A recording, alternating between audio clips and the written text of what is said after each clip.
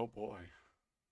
Nice. All right. So, with that being said, last time all of you managed to solve the puzzle that was within the crypt, at least for the most part. You seem to be able to activate them in the requisite order and learned quite a bit of information about not only who is in the grave, but the potentials as to why they're in there. Um, Amongst all that, Chisume had asked Kryn for some assistance, and then immediately fell unconscious after performing whatever it was that she actually did. Um,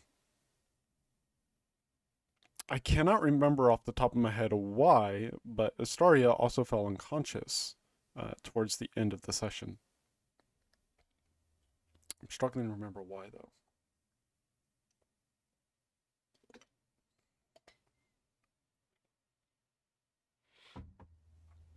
Uh,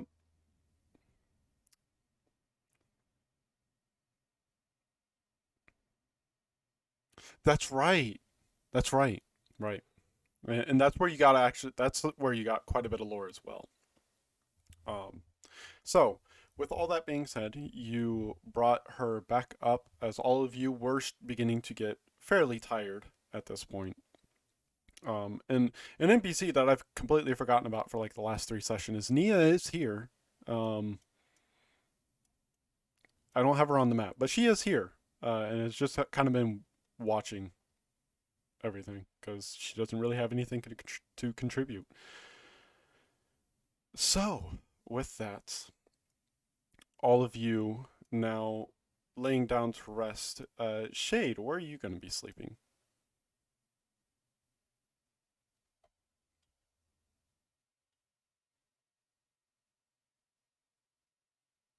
Oh yeah, no, it's still a room and everything.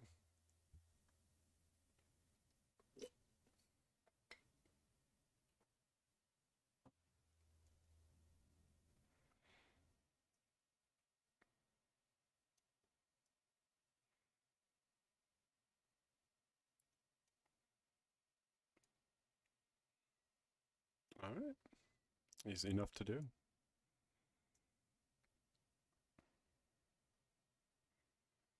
All right, wonderful. So as each of you bunk down for the night and begin to drift off, thankfully, within your mansion, there is no worries.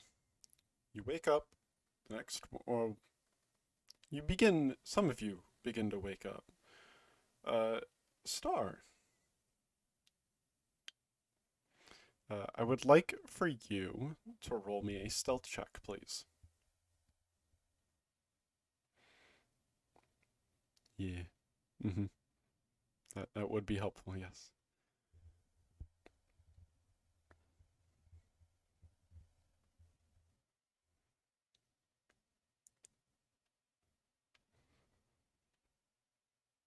Doody doody doo. No, you're fine.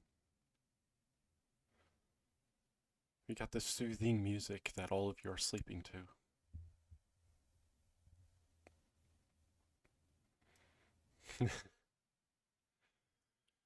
It's great because technically y'all have a like your own band effectively in here, so like I could just have say that like yeah, no, this music is just playing.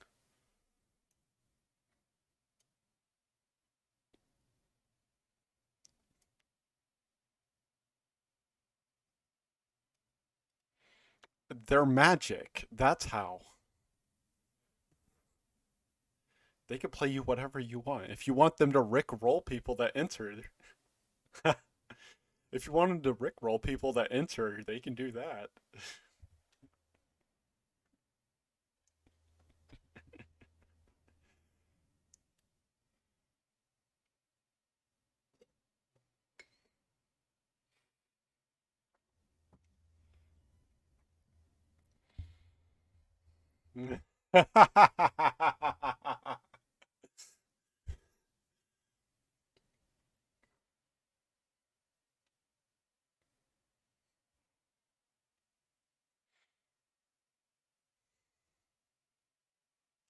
A bot.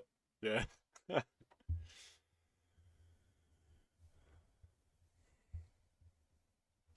All right.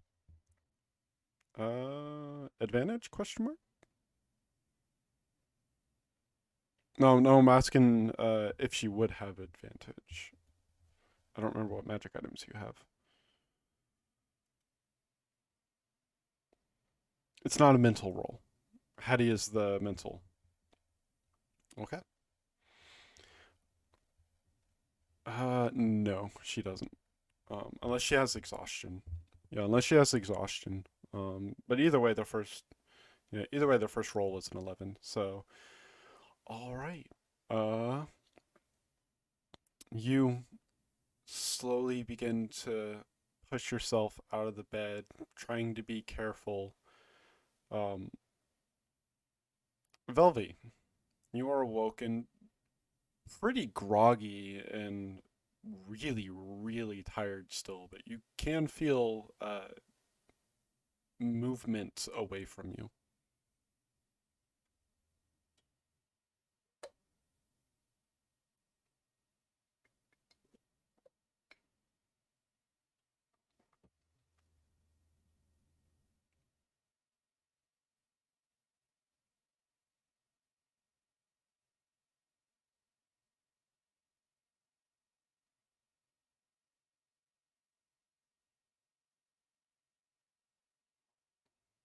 All right.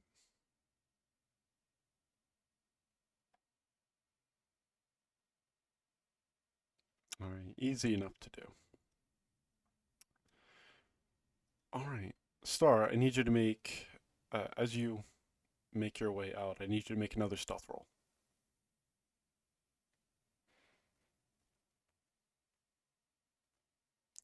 Ooh. Lucky number indeed. Okay. Here's what we're gonna do. So, we're gonna pull you all off. Star, as you creak open the second door, Kryn, you sleeping with the child, your senses are acutely attuned to any kind of noise that might happen. And it just so happens that it's soft and faint, but there's a creaking happening in your room, and that's what wakes you up.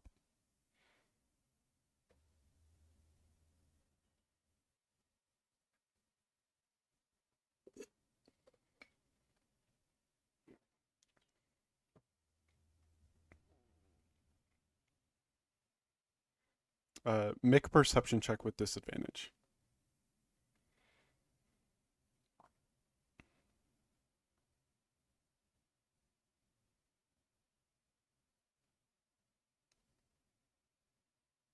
19. So as you peek your eyes open ever so slightly, and Star, you do see Astaria slowly kind of like trying to sneak her way in, uh, more so seeming just to try and not to wake anyone is what she seems to be trying to do. But Star, you do notice ever so slightly Kryn's eyes opening.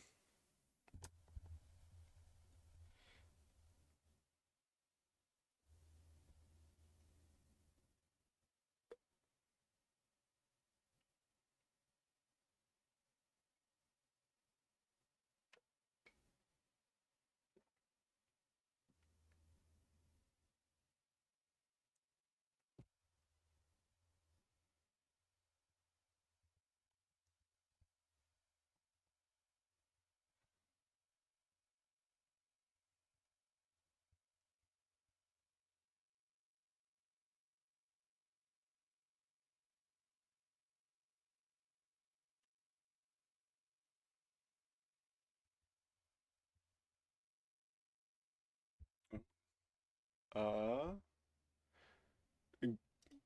1 second. Uh, just gotta pop that out. And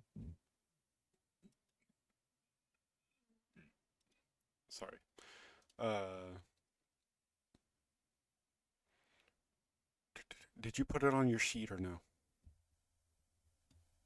Okay. Yeah. I'm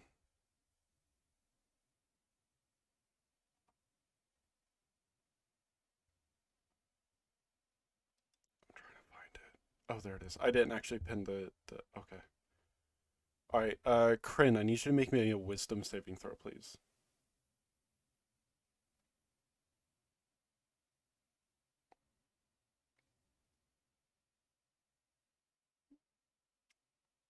Well, even a 14 is a fail. Um. So as you listen to Star, you you don't necessarily feel that different, but she she just really wants to check on Chisume, and it couldn't hurt to let her.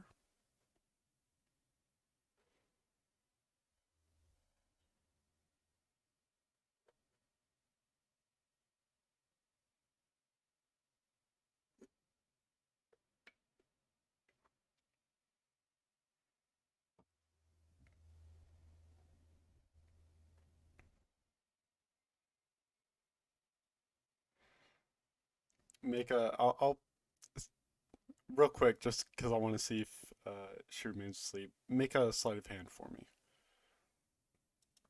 She's got a really low passive perception, so don't worry. Yeah, no, she stays asleep.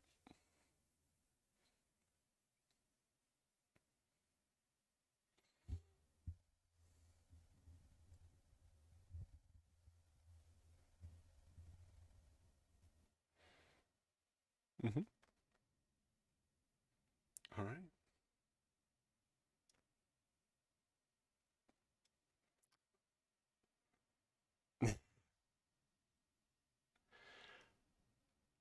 Do you?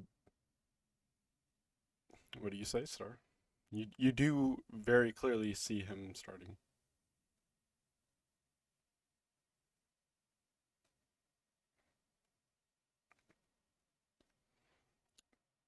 Kryn, that is something you might have said normally. However, as she says this, you realize that, yeah, there's no reason for me to get out of bed if she's just going to bring me a snack.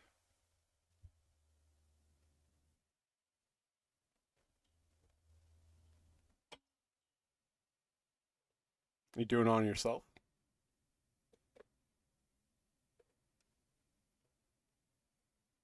Okay. um, you, yeah, as you think to yourself, it's strange.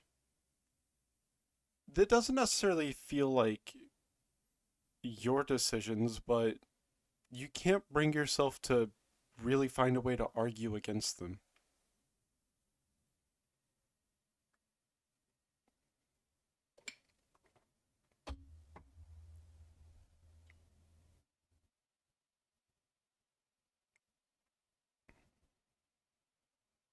I will tell you this now. At this point, out of character, you are affected by charm person. Yeah, correct. Yeah. So with that, you think to yourself, it's strange, but it's Star in Chisume. It's probably fine. So with that, I will say, you do not follow. All right. Now, Staria, with Chisume in hand, where do you go?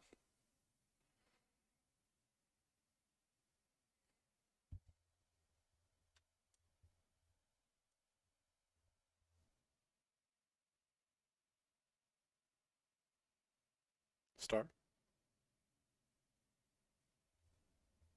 Oh, it's okay.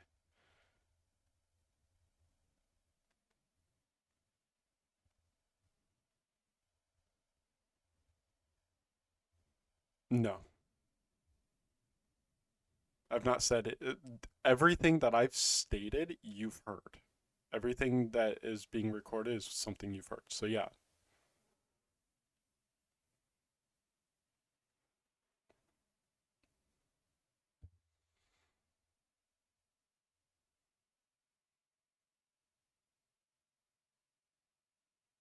All right. It's not super hard to wake her up. Any real intentional jostle to her is enough to wake her. And as you do, she's kind of. Do you set her in the bed, or is she like in your arms?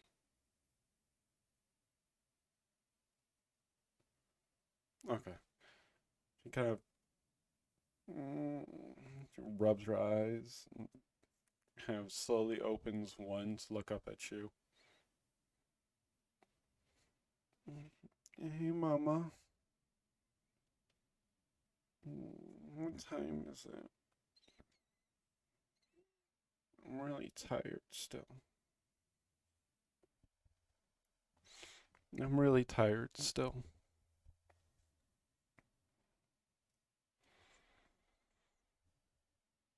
She nods.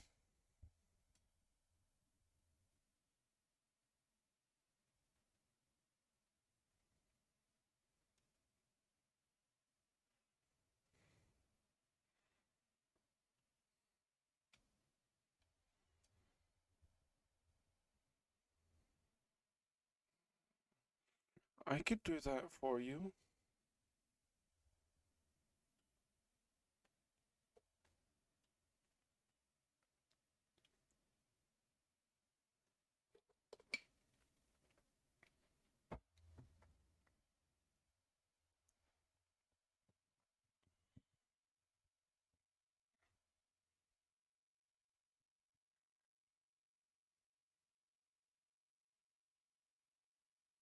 A what? She kind of tilts her head for a moment and seems a little confused. Um, yeah, say something real quick. Uh, yeah, say, just like shout out to me. Oh my, hang on.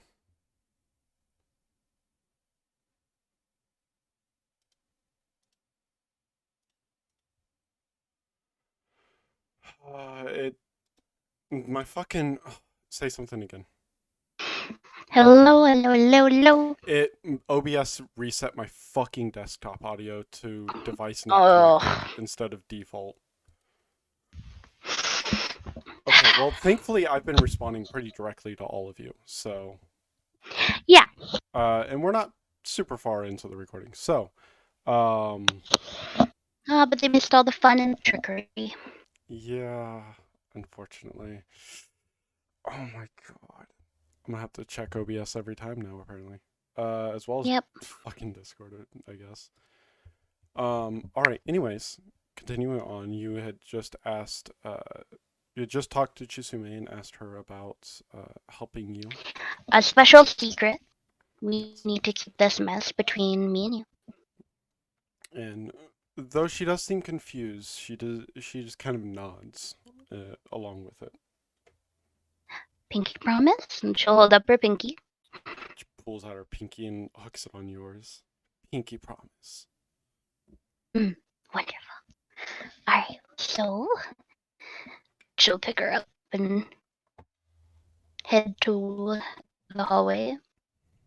All I right. made a very big mess of Velvy's bed by accident. And Velvy in general, I guess. Not the point. Okay. So go ahead and make another stealth check for me as you re-enter the room. Hmm.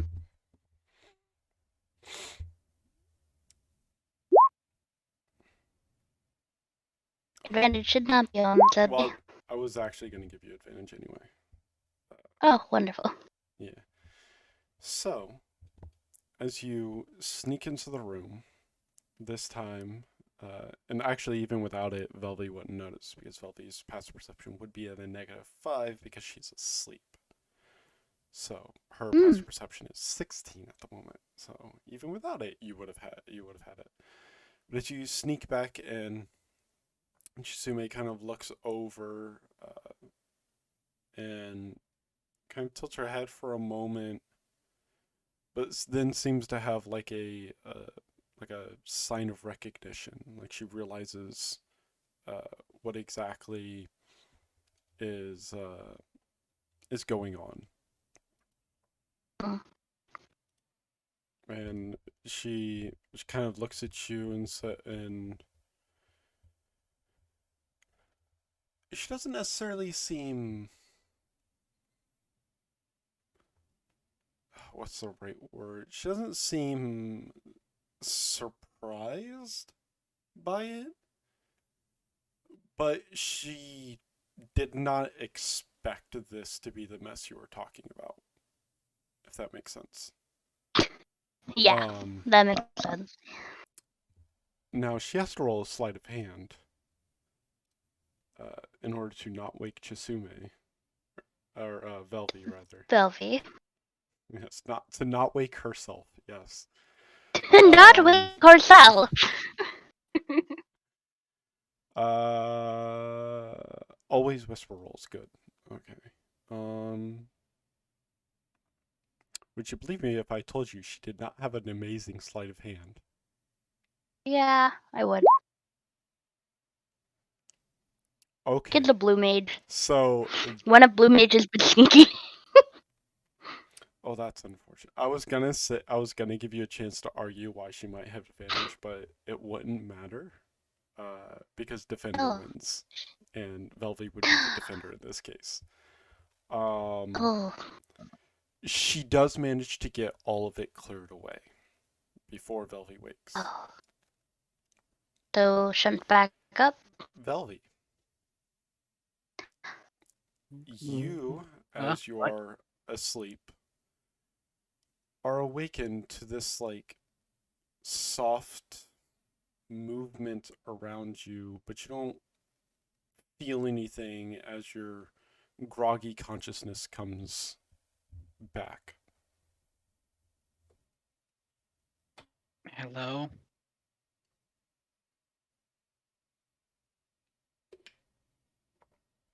You do hear her. You do I hear look her say, around. Uh, it's just me. "Make a Is everything okay? real quick, Velvy. Make a perception check with disadvantage." Oh wait, I don't have to give you Alrighty. disadvantage. You have exhaustion. That's right.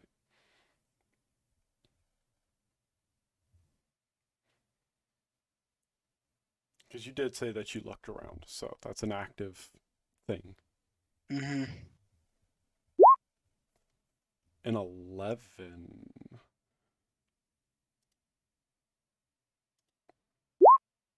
All right. As you look around, you sort of rub your eyes a little and look over to Star, and she's the only one there.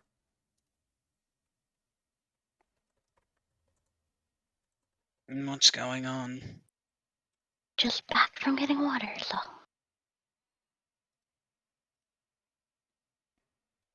I was actually gonna slip over a room and just check on Chizumi. Alright. Right back. All right. I guess I'll head out the room. All right. Chisume follows you, and you can notice, I sent you a little DM, but you do notice that Chisume very quickly leapt from your arms and ran behind you to hide when Velvy began to Yeah. stir. She She'll really kneel just down and give Chi Chi a hug. Thank you, just hon. smile and return the hug and say, "It's our secret, right?" Mm-hmm. Just ours. Okay. Just give her forehead a kiss. He Would you like to smiles. come to bed with me or go back to bed in Uh, our room? What would you like? I liked being near Kryn. She's warm. Okay. So let's get you back in there, alright? Okay. Or do you want to go by yourself? It's okay. We can go together. But you did promise her a snack. How about we go to the kitchen and get something to eat before we get back to bed? Okay. Take her hand and we'll walk to the kitchen for cookies and milk. Pupper. Yeah, and It's crime. as you get into the kitchen, plenty of food is already prepared, including cookies and milk. Oh, wonderful. Servants very busily hustling about the kitchen, making sure to prepare all manners of meals. She'll get the Chisumi a cookie and her a cookie. 2 cookies for each, actually. All right. We You can get share a Corinne cup of some milk rice. and we'll bring some cookies and milk for Corinne back. But we'll eat first. All right. Wonderful cookies. Some of the best you've had, in fact. And the milk does not taste like any milk you've ever tasted before. It's not bad. In fact, it's amazing. You're just not sure where they got the milk.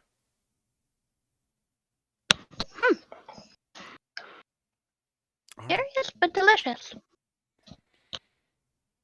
All right. And with that, you return with Chisume back to Kryn's room. And Kryn, Yes. you are awoken to a soft creaking, although not as subtle as before. And as you sort of look over, you can see Chisume and Star returning with cookies and milk in hand. Snack Oh, delivery. nummies. As promised. The milk is strangely amazing. I'm not sure where they got it, but it's really good. Sit up in my bed and move over to the table in my room. The other side of the table. And Perfect. sit down and get some milk and cookies. It is amazing. And just as Star said, the milk is strangely delicious, but you've never tasted it before. I'm having to make a save again, am I? Nope. No save. Oh, okay. Just milk and cookies. Yeah, they're just regular Gigi wants milk to and stay with you for cookies. the night. That's fine. She can stay. All right. I just want to make sure. Mhm. Strange tasting milk makes me nervous. It makes me nervous too. All right. So with that, treats are had, and then it is back to sleep for you and Chisume. And Chisume, at this point, as you both crawl back into bed, Chisume, and you can see the Star, she like curls into you, Kryn, and is like wrapping her arms as much as she can, trying to wrap her arms around you, just kind of curling into you. And I guess it's back to bed. All right. Sarah will head out. All right. So, do you wish to roll another She stealth check, or will. do you just want to re-enter the room? No, she'll just re-enter the room and go to bed. All right. All is gone. All is done. All right. So, with all of that being said, something I realized is that OBS set the desktop audio to no device connected instead of default. I don't know why. So, about 20 minutes of desktop audio is cut out. And unfortunately, Discord is part of desktop audio. And I don't know how to separate it.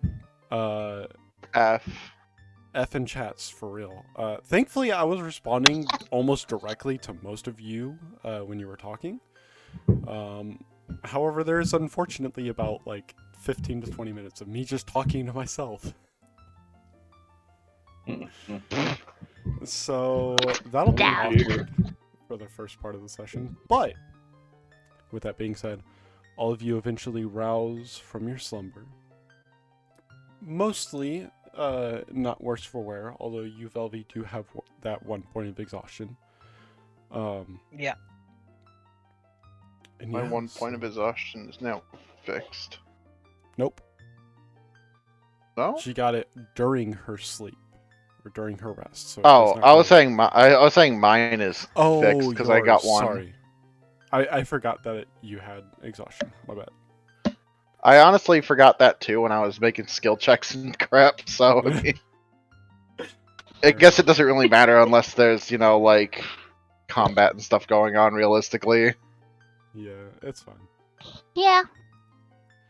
All right. So as all of you wake once more, all of your noses. The first thing you notice as all of you awake is the smell of this like freshly baked eggs, bacon. There's even the hint of like some steamed vegetables and just a multitude of other scents that you can smell immediately upon waking up. It's not necessarily overwhelming. It's just there's so many scents that you can all smell.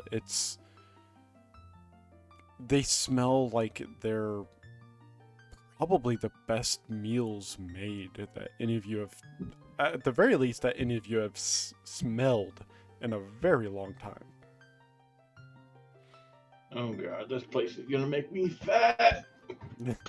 Star's very It's excited. okay. I'll eat your portions.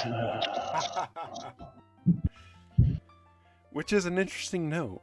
For all of you, Oh, I as haven't really even mentioned that. Yeah. yeah, because this is the first time that the new effect takes place. As all of you begin I don't to even think I wrote it down. congregate to begin eating the morning breakfast, all of you can see Adwin, who normally eats a little bit more than most other people, mostly due to something that you haven't, I don't think you have quite deduced yet.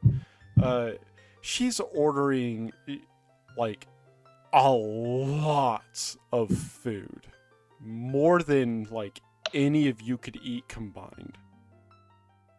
Didn't she have a ring that did that to her early on though? Oh, did you? Now did it's you discover the worse. ring? Yeah, no. now it's like, worse. Yeah, like the normal amount, or the air quotes normal amount that she would order is like nothing. She just keeps getting more and more food. Look up, looking at Adwin with a straight look on my face. Just say the word pregnant, and then look back down and start eating again. She will spit food out and just give Kryn a look. She's like, "When was the last time you've seen me with a man?" I feel like you don't need men to do that anymore. I was about Star to will say the say, same putting a thing. piece of Thank toast you. in her mouth. Oh, Just We have magic too, so like. ears red, just eating my food, eyes on my plate. Massive red Oh, I lines realized all also over his says the cheeks. test tube baby right here. It's true. Apparently, most What of is them it are a lot of the at least more than. oh wait. Oh, There's at Was least about- two test tube babies, apparently. Was about to say something, but Star said it for me.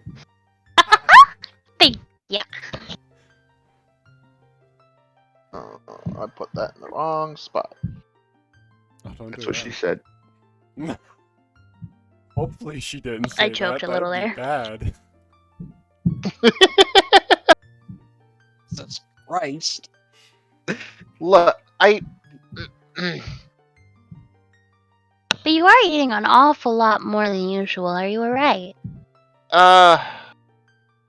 So you know how I mentioned that my brother is gone, and that we were dealing with a lot of other stuff, so I didn't really get to mention that I'm also Ifrit now. I guess that means I just need to eat a lot more, and Choking on my bacon.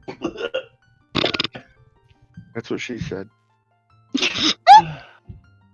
And she looks down at the ring. I think the guy said that this was cursed back when I got it, and I think that's what made me really hungry at one point during that time. But now I think they're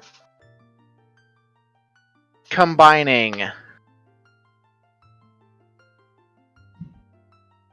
or multiplying. So,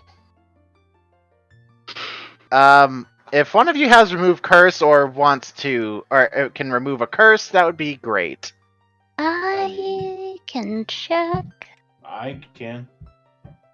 Oh. That is something you would like me to do. I believe I am capable. Please, I don't want to eat this much. Why are you afraid you'll get fat? Are you A little. on a diet? Questioningly, get. I just feel like I feel like I'm eating for 15 people. Which, out of character, my ring makes me eat 3 times as much, and my new primal thing makes me eat 5 times as much. Ooh. And when I asked Bait, and when Bait told me that, I said, "Oh boy, I sure hope it's not multiplicative." Bait was like, me "Ha tell ha ha you ha! something. It is. Get fucked, idiot." It wasn't until you said so. No, it was. No, it 100% I have other was. methods if I want to, but I Right. don't think she wants to mention those. I'm gonna finish just eating the food he has in front of him. So, is it you or an item that is cursed? Both. I mean, the Ifrit thing's my blood, but the ring is definitely a little cursed.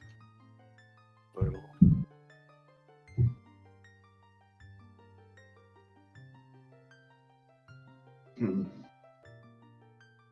And I mean, you can just attune at will, right? On attune, rather. Normally, yes. However, with a cursed item, your character is compelled to never give up that cursed object. Okay. So while you are cursed, you cannot remove the ring. It is impossible. Okay. Anyone who attempts to remove it while the curse resides, you will actively fight against them as they try to remove the ring. But if they cast a spell like remove curse, that doesn't matter. Especially if they don't tell you what spell they're casting, they're just like, okay, I'm gonna do this thing. It doesn't compel you to be like, no, fuck, or anything like that. It doesn't control your mind, right?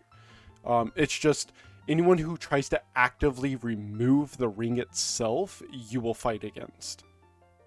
Okay. Okay. With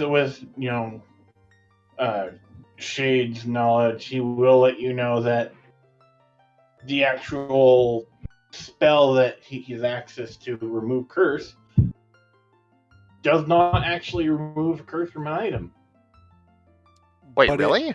It breaks It will your break attunement, your attunement, which allows which it to allows be you to removed. take the ring off.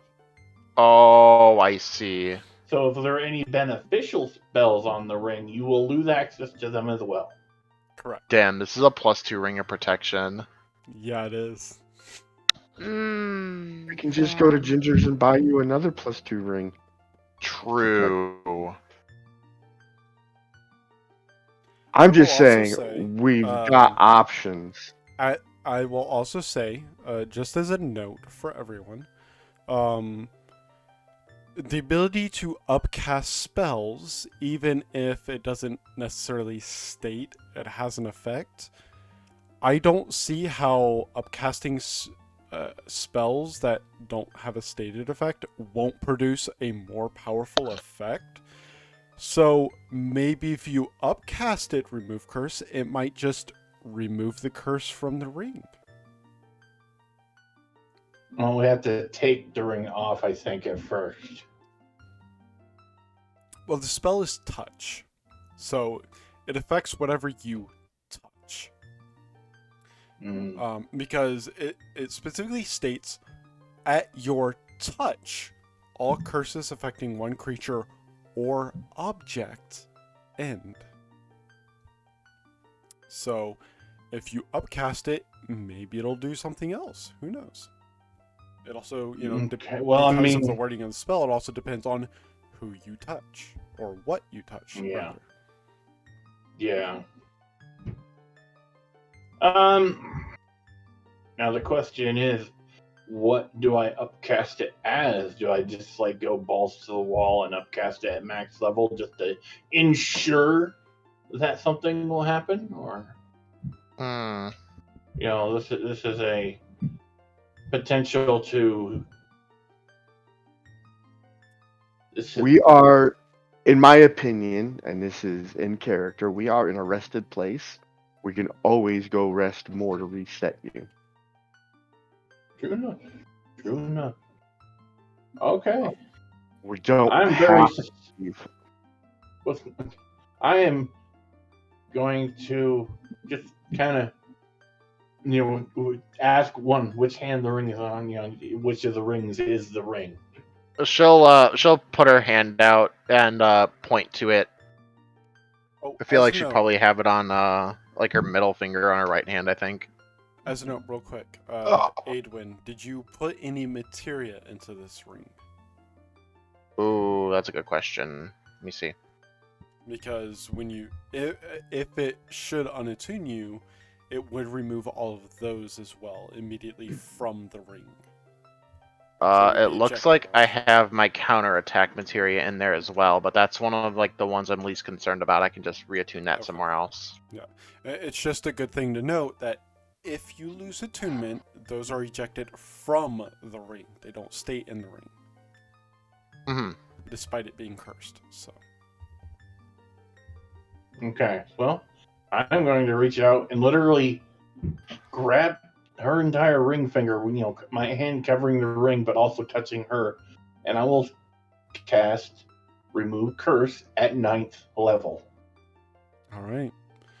Wow. So, as you reach out and grab her hand and begin to focus, I think I asked this last session, but I don't remember. Who is it that you pray to? Who's your god? Who's your deity, rather? I mean, the It was it's one of the not 12. like It was one. the one in Gridania, the one primarily associated with Gridania. I don't remember which one that is. Either way, it's nature based, and that's all that matters, really. As you grab her hand and begin channeling the spell and pumping more and more energy into it, you can all see flowing from Shade's shoulder all the way down into her hand and into the hand that she's holding of Adwin, this like greenish whitish energy just flowing down and pulsing into her arm. And Adwin, you don't feel any pain or anything like that. However, as it happens, you can feel this pulsing of energy flowing through your veins as this curse that has held you for months and at least a year or so, this curse that has made your stomach just so grumbly and hungry, begin to subside. And the ring, as Shade pulls his hand from you, is still on your hand, and you are still attuned to it, but it is no longer cursed. Awesome.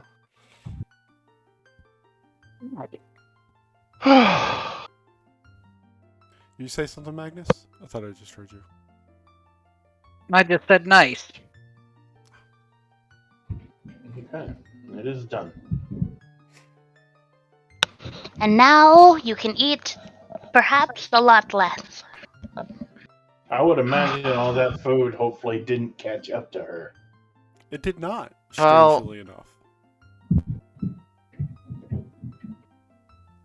I mean, and we were always fighting and doing stuff anyway, so it was always getting burned off.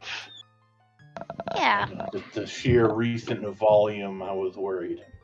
Mm-hmm. Well, this Bear only will did still just just happen nibble the side of yesterday, your but face. Which is a good note. At this point, Adwin, you feel like you've overeaten. Like, oh you're, yeah, fair enough. it's like the Thanksgiving Day regret. It's just like, oh.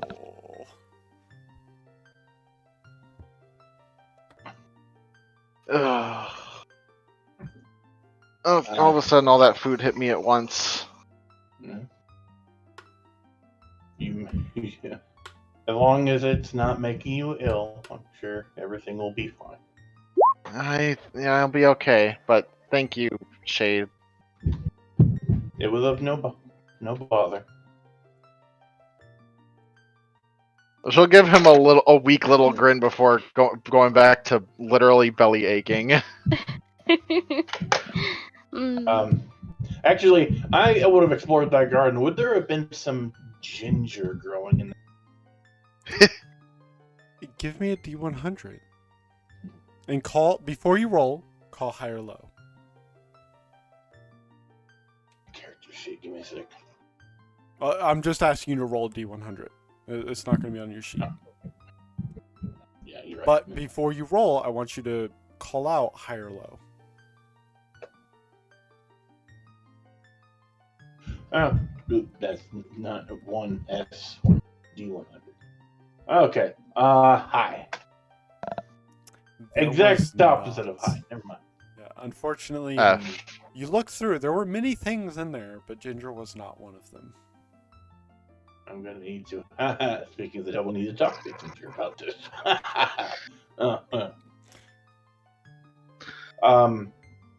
Wait, okay. Is there any licorice root? Give me another D100. And once again, call high or low. To be clear, you are still searching the. You are still like, quote unquote, searching the garden, correct? Yes. Okay. Just really quickly, like it, Yeah. she went back to Bellingham, and I quickly got up after finishing clearing my plate and went over to the garden. Low. God damn it. You do find it, actually. Okay, I'm going to get a piece of the licorice root. I'm gonna clean it up, just wash it. I'm gonna split the end, and I'm gonna walk back, and I'm gonna hand it to her.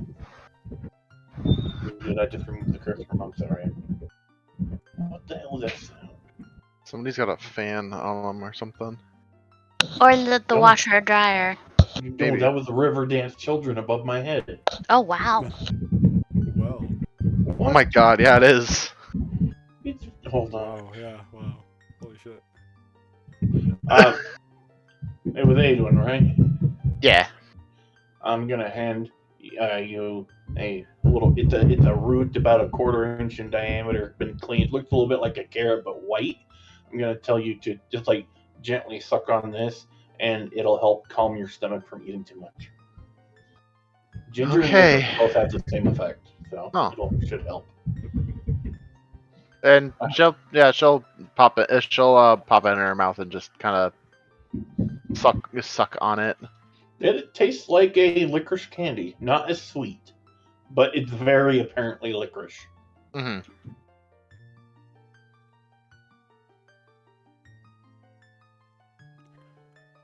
This isn't horrible, though. Medicine probably isn't supposed to taste very good, anyways. This is just a natural homeopathic one. Ginger doesn't taste terrible either if you candy it. Mm-hmm.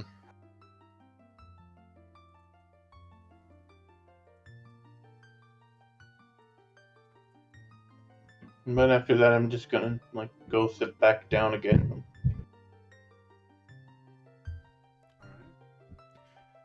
Anything else from anyone else?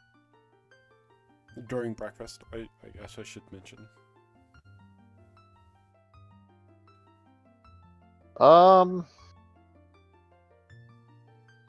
Nah, I don't have anything to add. All right. Well, with that, as you're all having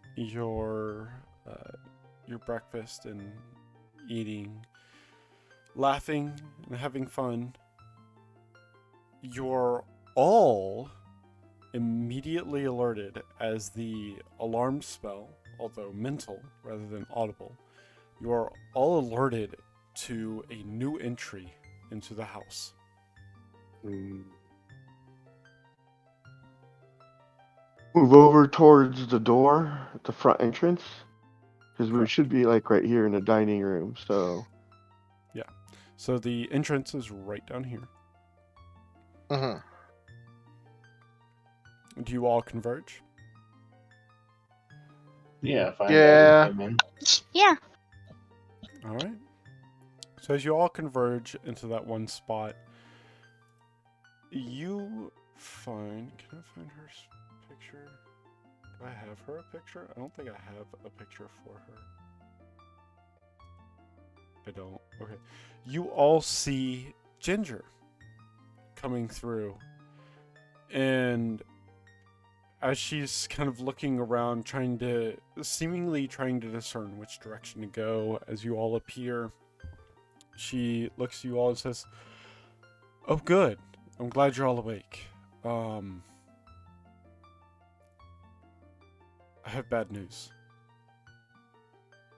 hey, Bad Uh-oh. news? She What's reaches What up? her happened?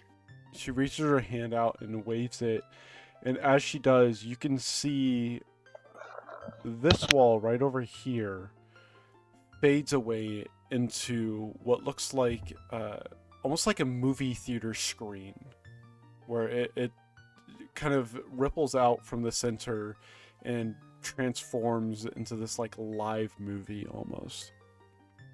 And all you see is this tall three-spired tower with this singular beam erupting out from it at the center tower. And she says, "If my sources are correct, we have no more time. The final days are upon us." Excuse you? What do you mean? Final days? I once asked you if you believed in fate.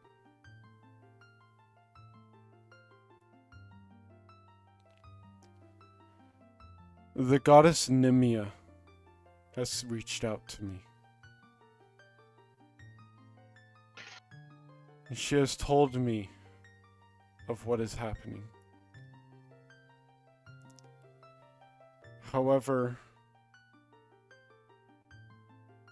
Heidelin has no knowledge of Alnalder. No knowledge of the Embrine dynasty. She has also forgotten about the Gunhilder blades and Gunhilder herself. Your father, she looks to you, Aedwin,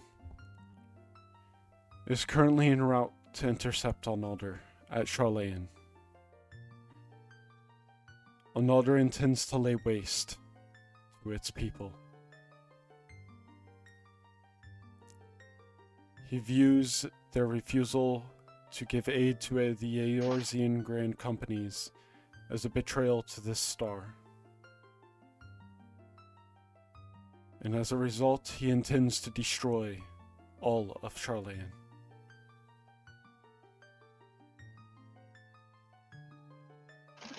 But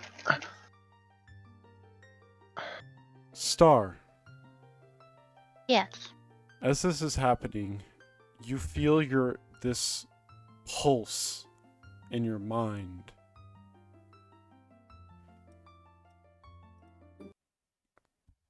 And as this pulse happens, your vision fades and comes to a different perspective. Instead, you now see a tall, thin blue Rogadin standing amongst 15 individuals, 14 of which are dressed in what looks to be green coats and equipped with various types of weapons. You don't recognize 14 of them. However, the one you do recognize is Velvy, kneeling before this Rogadin. And this is what you hear.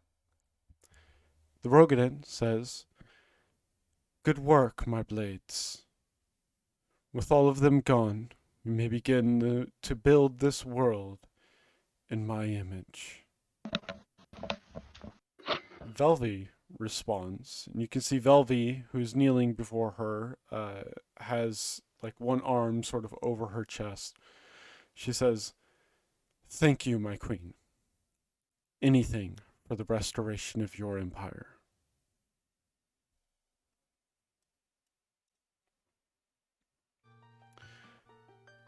The rest of you, though brief, you do notice Star sort of staring off into space for a moment before she sort of shakes her head.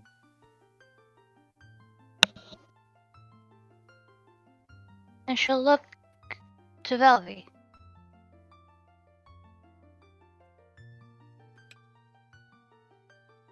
I saw you. Me? What do you mean? A vision of you in. Oh, one small aspect I forgot to mention is in the vision, the world was rent bare. There was no sign of life on it. Wow. Okay. Shit. Forgot to mention. You were kneeling in front of a woman, a tall, thin, Rogadin.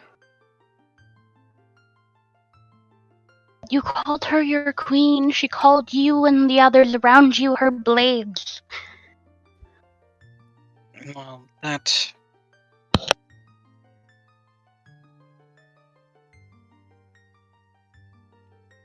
immediately leads me to believe you're talking about Gunhilder.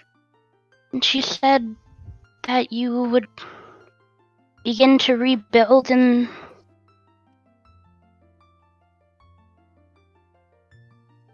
her image.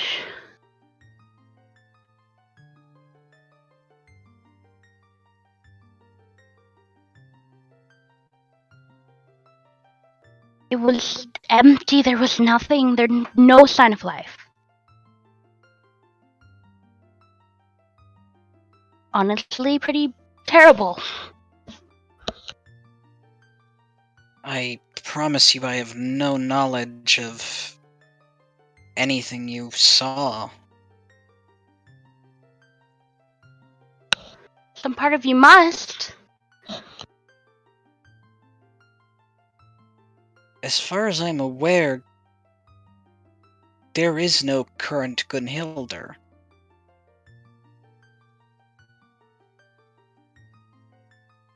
And to the same extent, as far as I'm aware, there are no other blades of Gunhilder.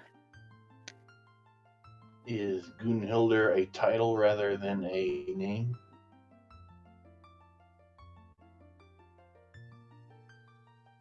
Both? Maybe? Cor- I don't know.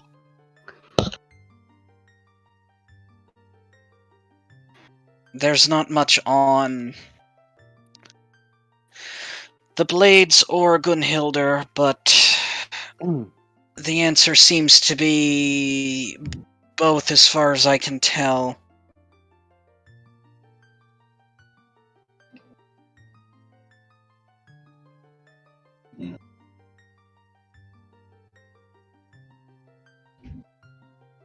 It could be the past, or it has to be the past. I think. Someone who looks like her? You know? I mean, No, it was her. I mean, You said you've seen duplicates of people. Correct. We have some maybe. I. Ginger, you're awfully quiet. I'm thinking mostly, I must admit. As Velvi said, there's little available as to who the blades of Gunhilda were, let alone who Gunhilda herself were. Though I can confirm that her name seems more like a title than an actual name, necessarily. That makes sense. I must admit that knowing who you all are, it's troublesome to know that you're all still so in the dark about everything. Hmm. I feel Believe like me. you should all know more, but you don't. That's because everybody likes to answer our questions with riddles. Or just disappear on us without answers. Yep. Correct.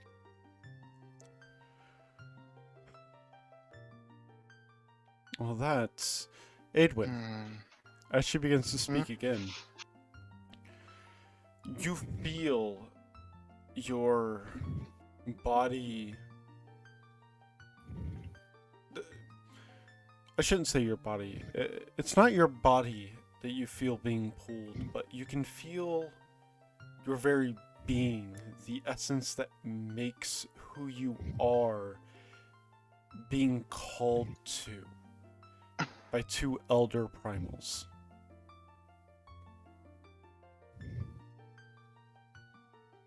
Hmm. Ginger continues, saying, well,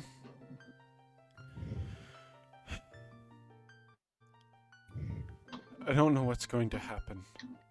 The goddess of fates does not even know. Under any other circumstance, the fates would be able to predict the outcome. However, it seems there are forces that were not expected.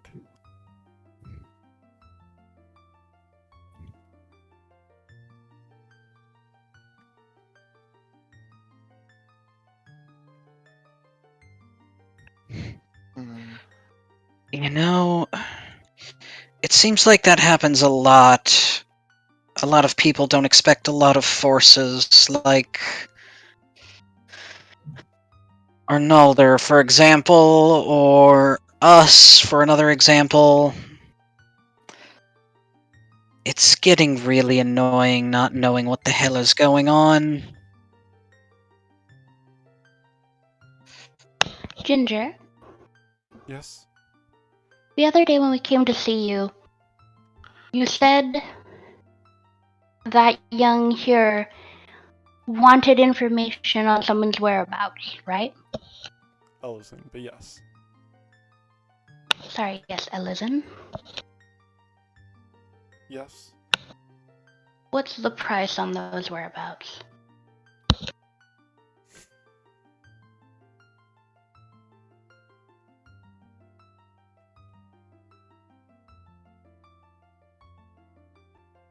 There's a long pause as as her head sort of looks to the ground. And you can tell she's contemplating a lot. And she says,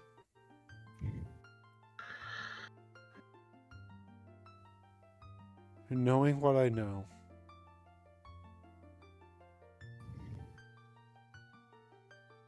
had Alphano come to me after, perhaps I would have just simply told him.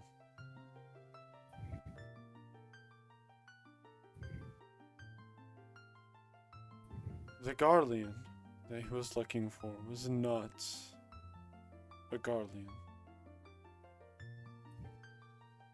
Though he pretended to be one through magic. The Garlean he was looking for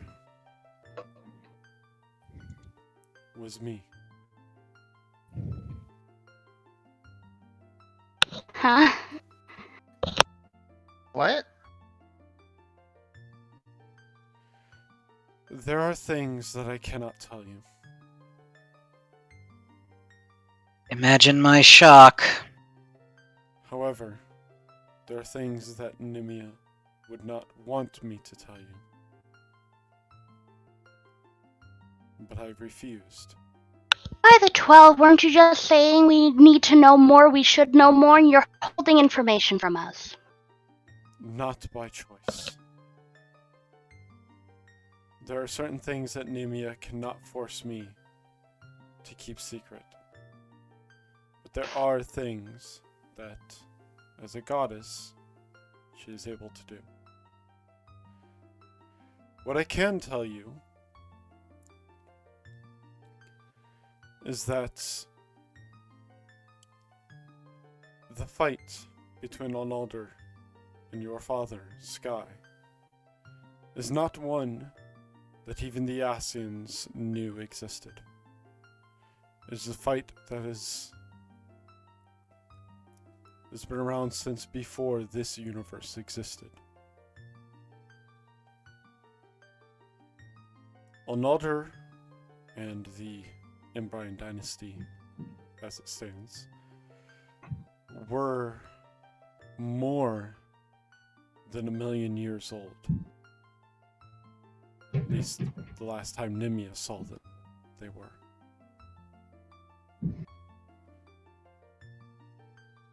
The fate of this star rests upon the shoulders, primarily, of the Warrior of Light.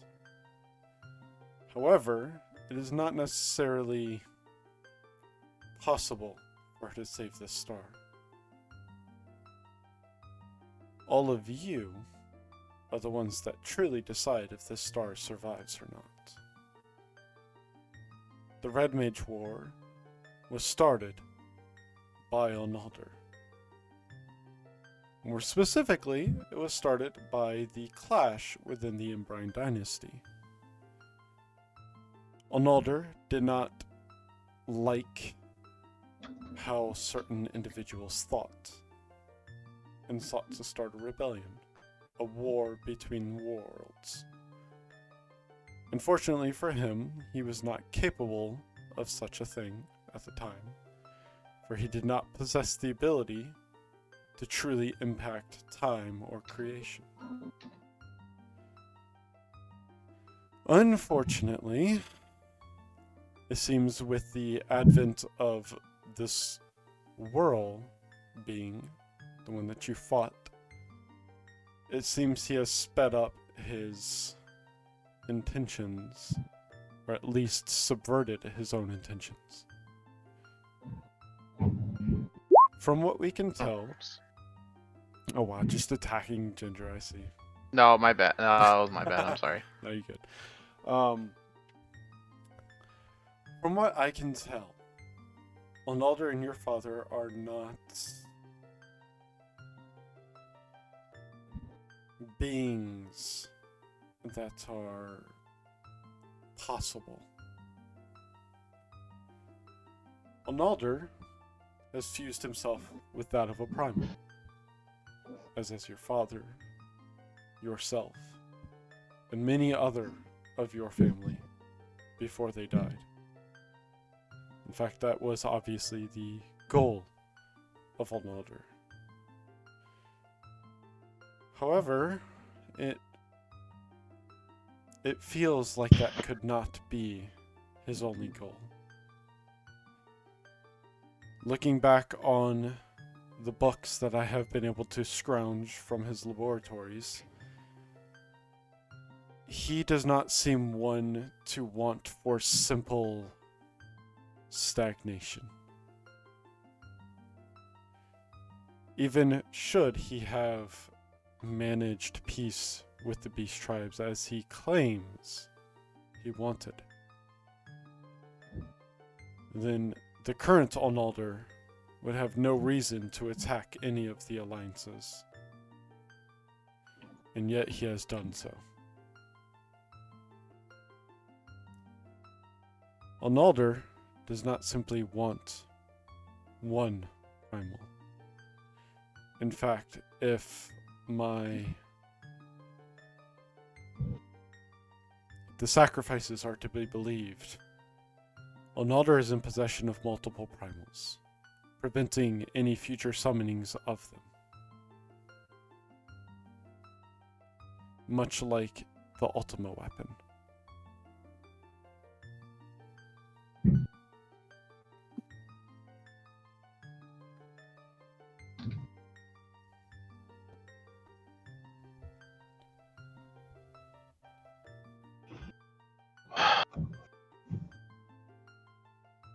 What could he be planning to do with them?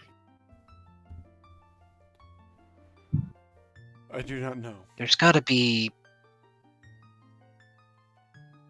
a point.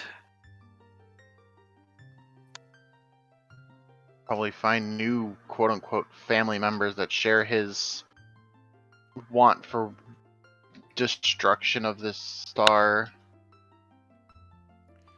Aedwin, that calling is beginning to grow stronger. And her face grows visibly pained. Are you right? I feel a huge gathering of primals somewhere. I think we need to go to Charlian. We need to knock Arnalder down for good. We need to make a pit stop first.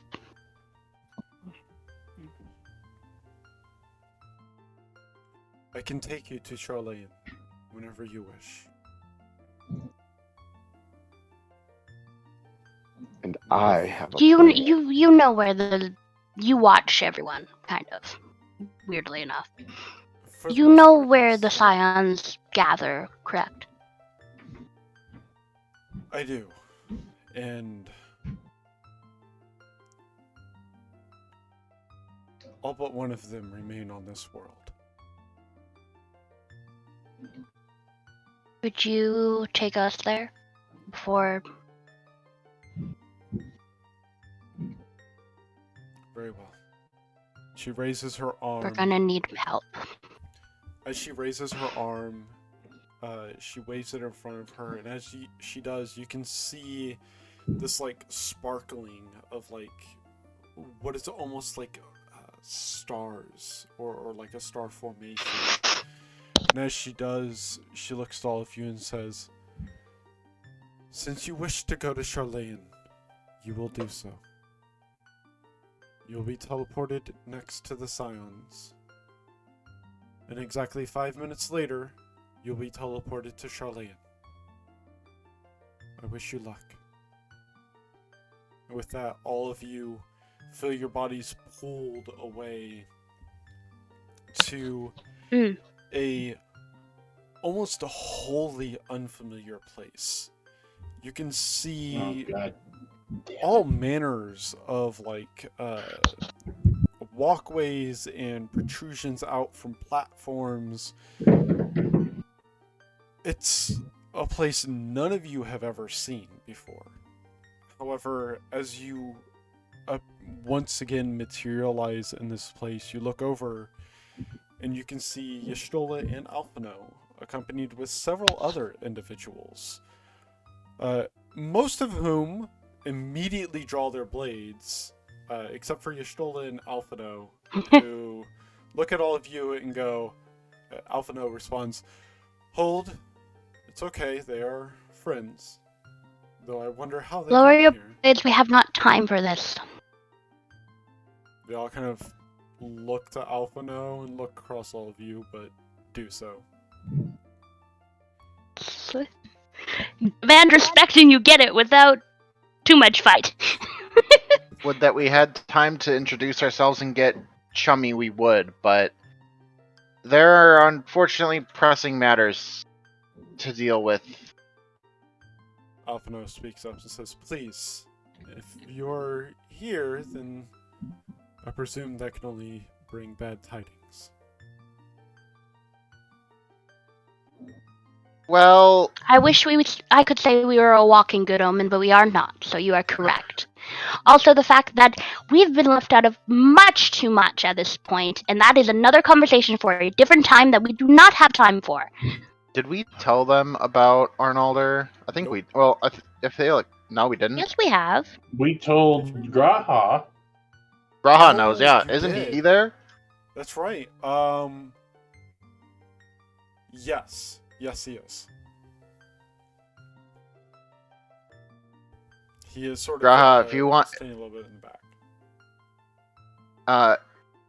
if you want help with Arnalder, now's the time. You see his. We ask you to take up arms with us in the field. See his ears sort of go flat for a moment, and his eyes sort of narrow, and all of the other scions immediately look over at him, kind of confused, and he says, "So he has made a move then." He is going to be making a very large one. Him and my father are about to engage in a giant showdown, and if my father loses, then Arnalder plans to destroy all of Charlian. All of them immediately turn to you and are. It's that anime moment where like all of the faces appear and they're all Pikachu shock face. That's what they Yeah. are. Except for Graha. Speaking Graha's of- the only one that doesn't. He All sort of the appears at nene horizontal, faces. He sort of appears at the very end, horizontal, with like a very stern face, like, Speaking of Star, you might want to start making that call to your brother. Yeah, while they explain, I will take to the side and attempt to reach out with, sending to him. Yeah. Edwin's going to kind of give a rough rundown of Arnalder is a man from an old pre-Allegan dynasty that had massive scientific advancements made where they were able to fuse themselves with the will of primals, and that everybody in the Emberine dynasty, herself and her dad included, are fused with primals. She also will state to them that she is all but combined with Ifrit. all right. Let me know what it is you say, Astaria, when you figure out those 25 words. Big brother, are you there? You worried me after you vanished. All right. You send that out as Adwin begins to explain, and there's but a brief moment before you get a response that says, "Apologies. Tired." That's it. Mm.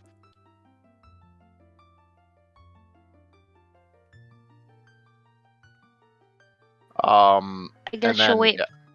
yeah. Or, sorry, go ahead. Oh, she was gonna wait for a break in the gap to like nudge your shoulder. Hmm. He's around, but he's very tired, possibly weak.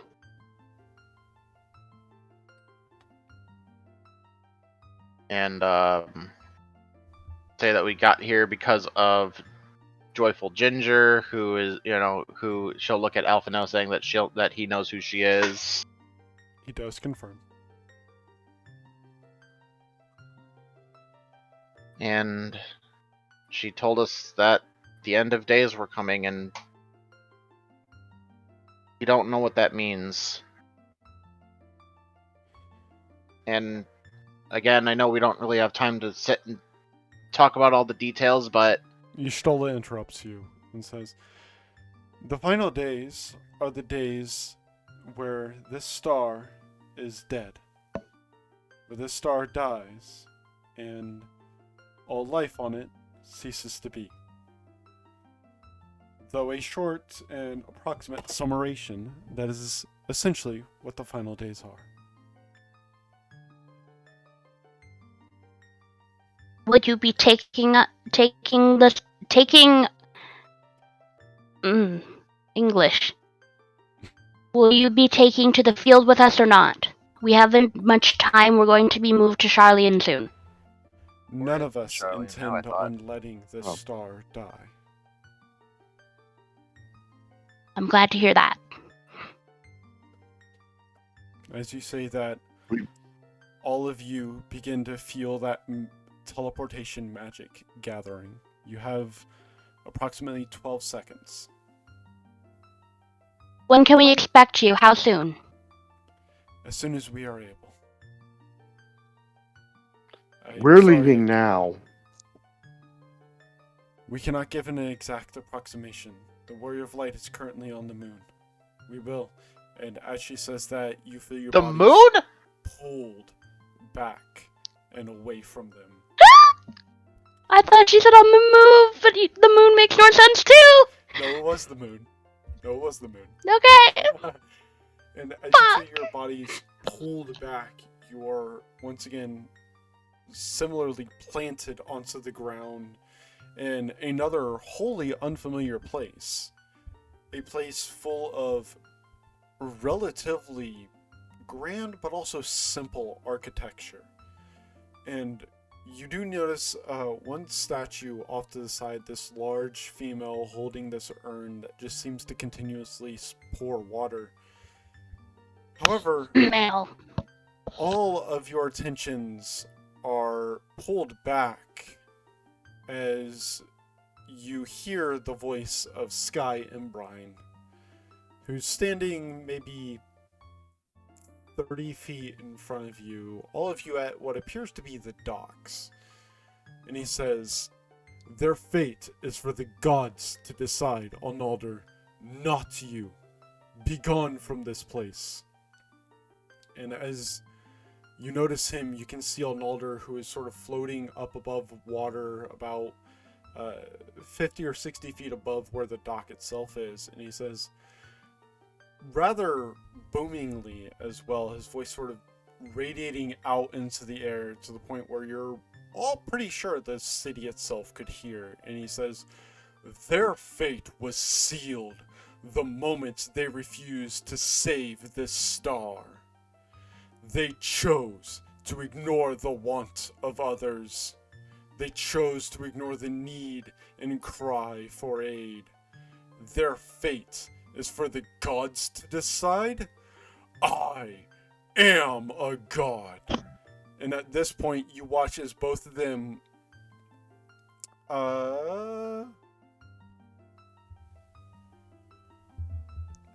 everyone but Shade, give me a perception check.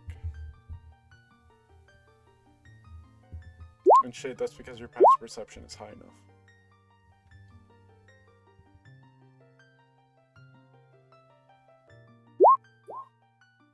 Oh, okay, My sorry. passive is a 21. I still only rolled a 14. Yeah, unfortunate.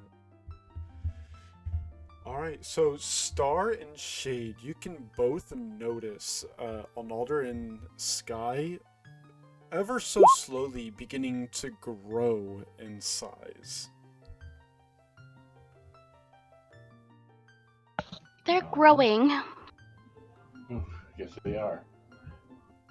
And as they do, you watch as Onalder pulls one hand back before shoving it forward in this large beam, not unlike the one he used on Star, begins to emit out from his hand. But just as it does, Sky pulls from his back this large trident and thrusts it forward, firing one directly back at him.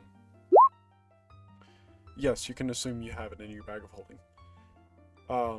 And you hear Sky's voice boom out with the same authority that Onalder's did. And he says, You're a god. Fine. If you wish to play the part of a god, then face the wrath of the World Eater, the one who eats creation itself. And as he does that, you can all feel this enormously thick amount of aether erupt from him. I need the Viera of the party to make a wisdom saving throw, please.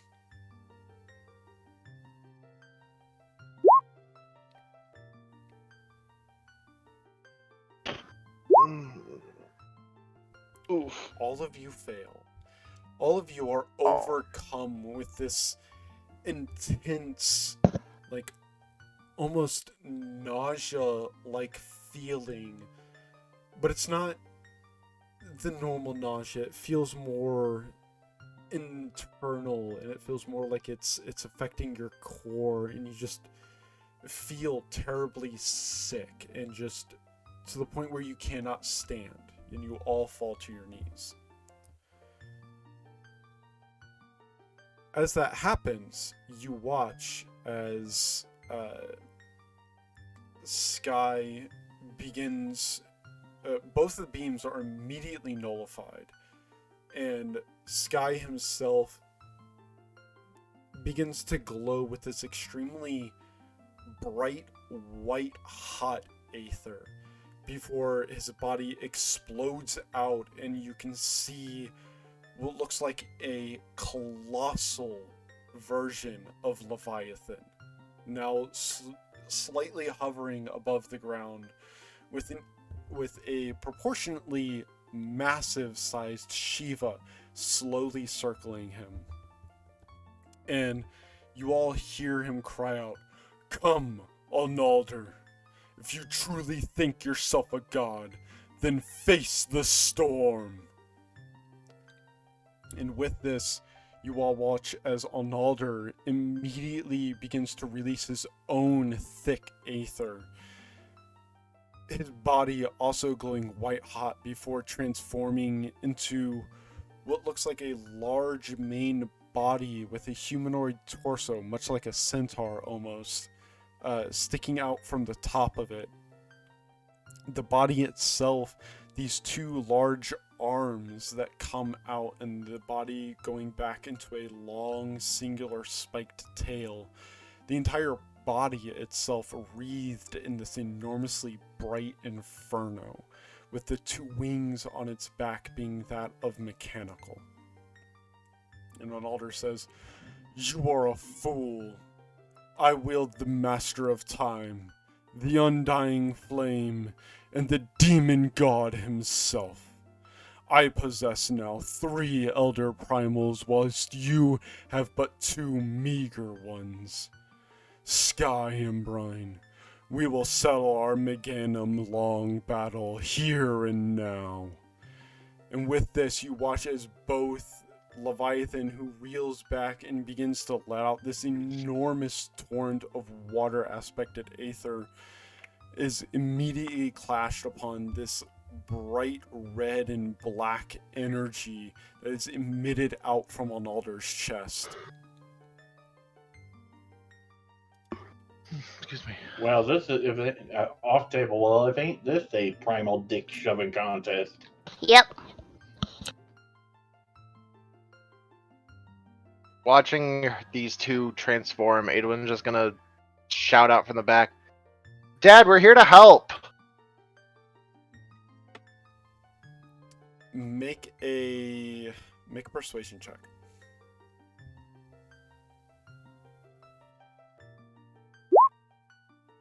Oh my 22. god. Wait. I have a thing. I'm gonna do the thing. Hold on. I have a... what is it called? Where the fuck is it? Oh, Heroic Charm. Yeah, I'm gonna spend 1 flare point and redo that. Okay. If only you had cast glibness before you came here. That's better. Go. Wow, that's really low for you. That is, I know. Holy shit. No problem. As you call out to him, it does not seem your voice is able to reach him.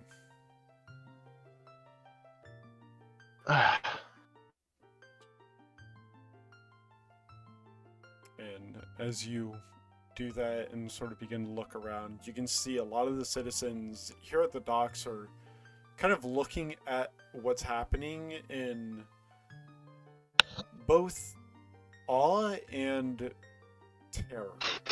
And you can hear from further back within the city screams of panic and fear.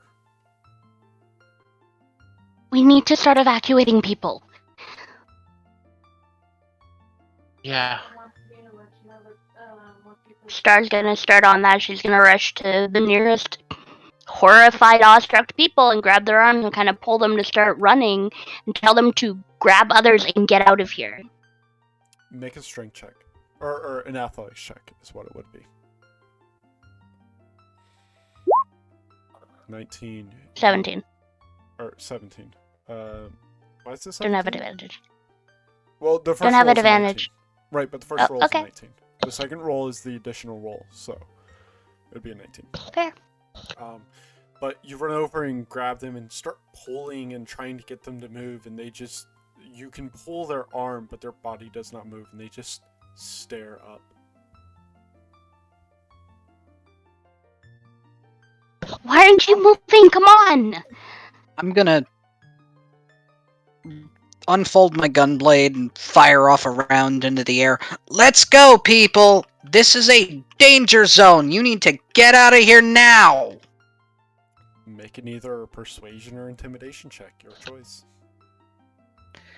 I mean, at this point, which one's better? Well, just for clarification, and the result also. I mean, depends either on one. which you roll. So, but in intimidation. I'm. Right.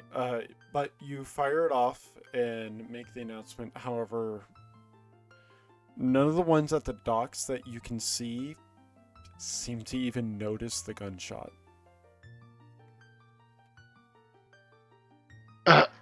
Aidwin's gonna make a very loud sigh and going to point up to the giant fucking entities and be like, "Do you want to have these things crush you? Get running!" Hold on. They're tempered. Fuck. They won't move because they're tempered.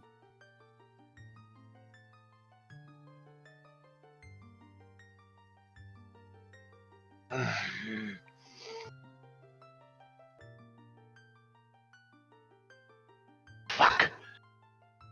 I mean, how many primal forces is that? I don't even know. How many primal forces are up there?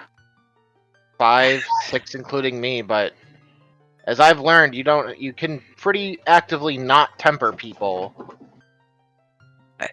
You think they care? Your father might be holding back, but Arnaldo is definitely not. Right. If you figured out that you can avoid tempering, I'm sure he has as well, but... You all hear Nia speak up, and she says, "Do you think there's a way to stop it?" Tempering. No. They're No, class. without a lot of time and aether, and we don't have that. The fight... I mean, primals in and of themselves are susceptible to conventional weaponry, usually, but... Well, do you still have those wings? Because we could really use those right We now. have a carpet. Velvia, I need you to Have a flying promise carpet. me something. What's that? That you acknowledge that given the circumstances, your lives are more important than mine.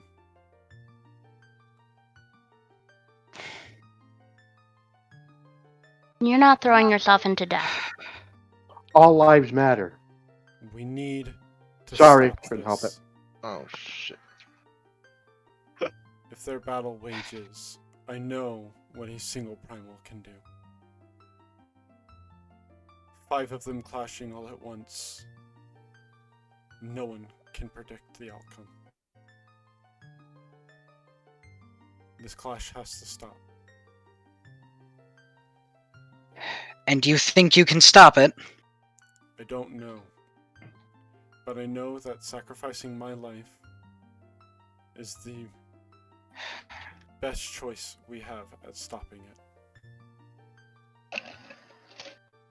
And what makes you think your life alone is going to stop it? You said we He need doesn't an enormous know amount of she's- aether. Everyone is comprised of nothing but.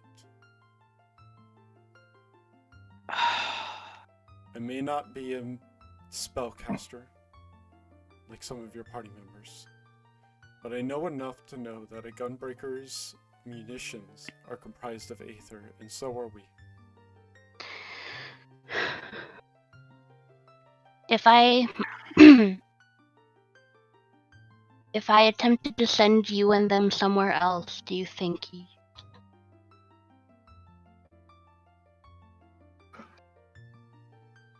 she'll just kind of I don't know. rubber arms? But we all know the costs, and we all know the circumstances. This is not a battle that can be won without any one of you. My life, in the grand scheme of things, does not matter. Nia, you trained me.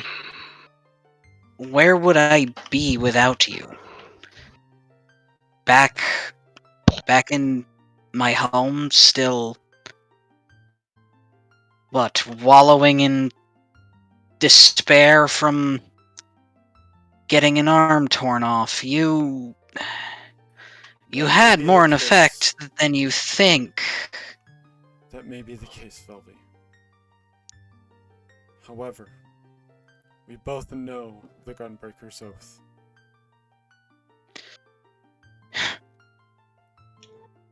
Yes, we do. This is not something I can willingly avoid.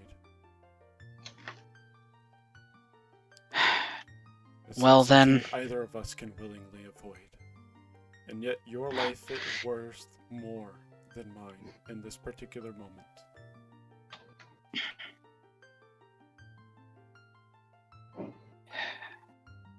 There is nothing I can say to persuade you otherwise. Then I'll give you some of my munitions.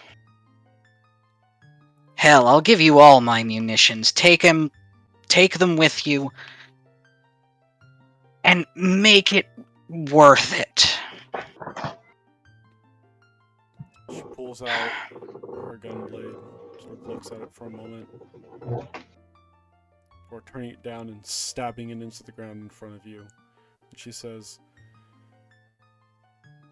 I know this isn't the most ideal outcome, but it's an unavoidable one.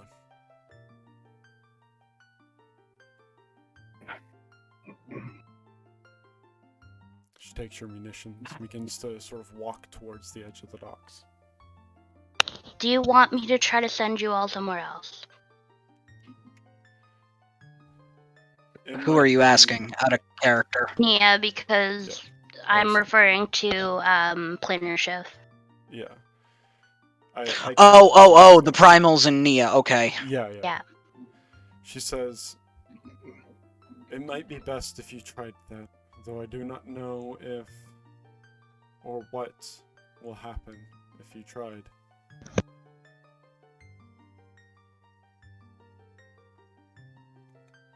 But I do not know what will happen.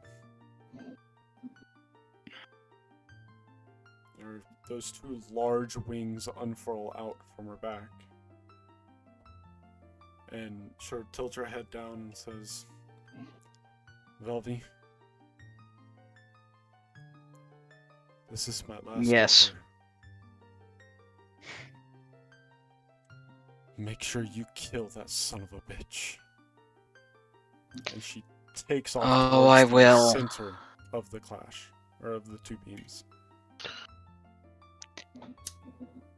I'll look at the She's star. I can help with what you're saying. It's gonna be messy. So we gotta follow through with it, alright? Yep. There's gonna pull that drop from her backpack. Hey DM, how do you feel about kind of rushed new spell making? Hey, if you want to try and just do a new thing, you can try it.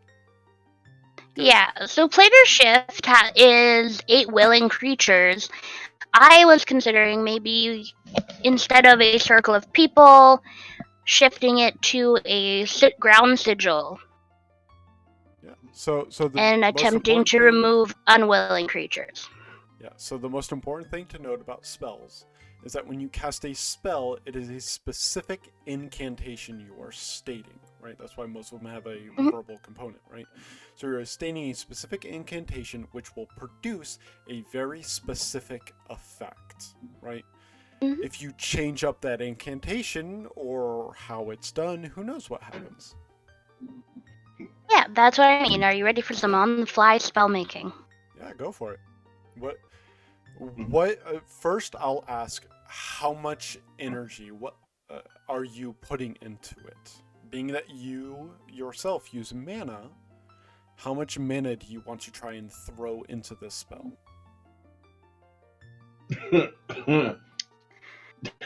Everything that won't kill us. How's that? Oof. Am I wrong? We're Hey, against six primals. I have 133 spell points left. I have everything but my 9th slot. My 9th level slot takes 13, so I'm mathing in my head.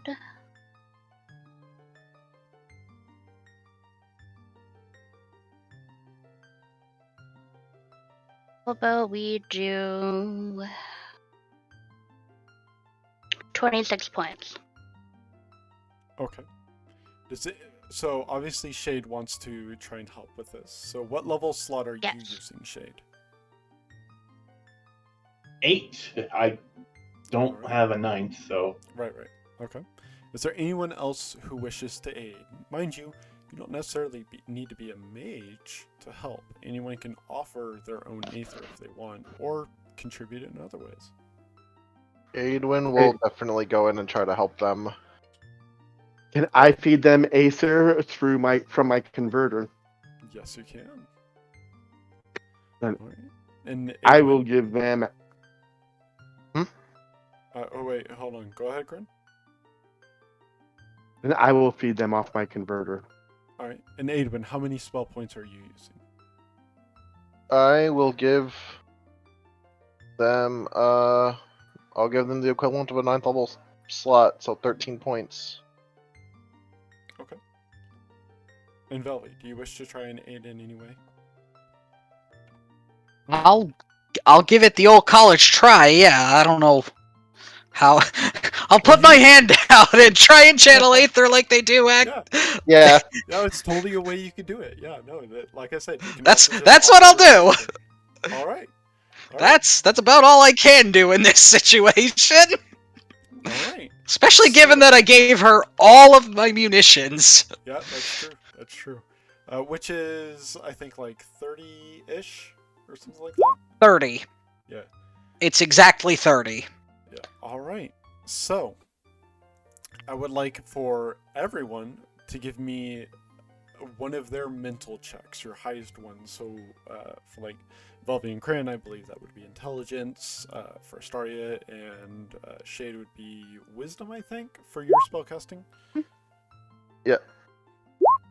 Oh, God. I'm just doing a normal roll. Okay. F. Oh wait. Okay. Yeah, no, I figured it's just check. Yeah. So, Wait, yeah. as Wait, just a check, not a save. correct. Oh. Okay, hold on. Just Sorry, I click the did that wisdom, wrong. yeah.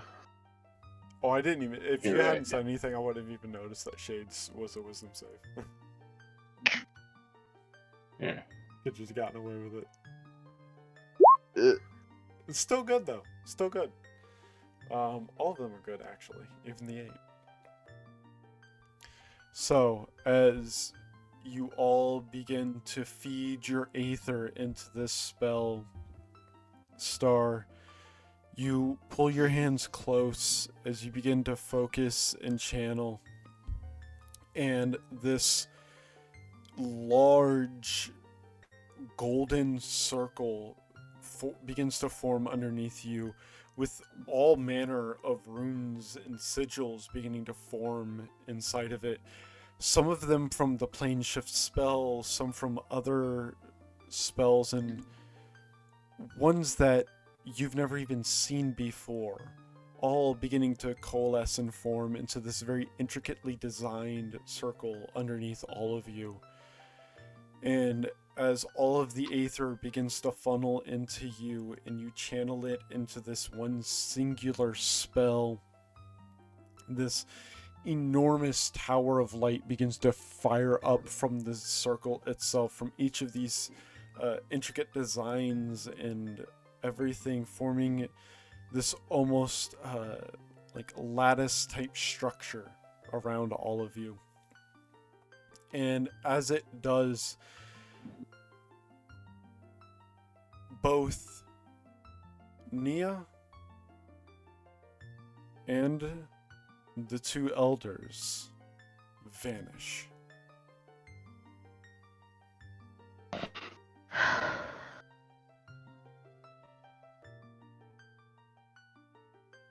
Gonna kind of slump a little bit. Okay. I think The we did circle- it. I don't know where we sent them. The circle, by the way, I have has been etched into the very ground itself. Oh, we made a landmark. Wonderful. a question. Since we sent them away, are they able to get back on their own with enough magic, or are they trapped there? We won't know. Who knows? I'm just wondering if we need to chase and put Arnaldo down. That's all. I'm just. For now, we will have to wait and find out because we don't even know where to look. I don't think we had exactly a destination in mind. No. That was a very seat of our pants cast. Yeah, it was in anywhere but here. Yep. On a different plane that I imagine was preferably not inhabited.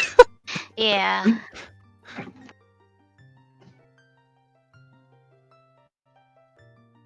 No.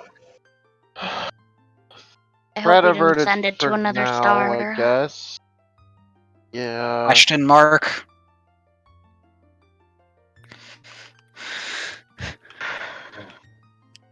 Shortly thereafter... Velvy goes and picks up. Oh, go ahead. Velvy goes and picks up Windweaver. Pick it up and... They're just kneels down and prays. Prays for their friend. And at that time, all of you begin hearing footsteps very hastily running towards you from behind. And as you turn back, you can see all of the Scions just barely not making it.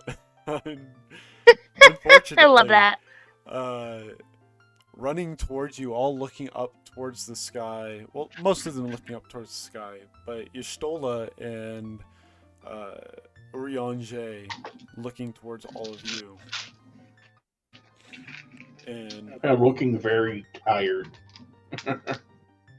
as they all stop, Y'shtola says, "Well, seems like we missed the fireworks." Ah, Well, we were able to move them somewhere else so they weren't just clashing here. Citizens were all tempered. Alize speaks up and says, "Well, that shouldn't be too much of an issue. We have means of reversing tempering."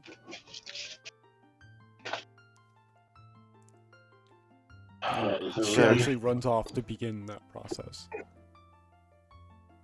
Thancred, who I is know not this? where they've been sent. Thancred, who is this tall? I realize I've never described any of these. And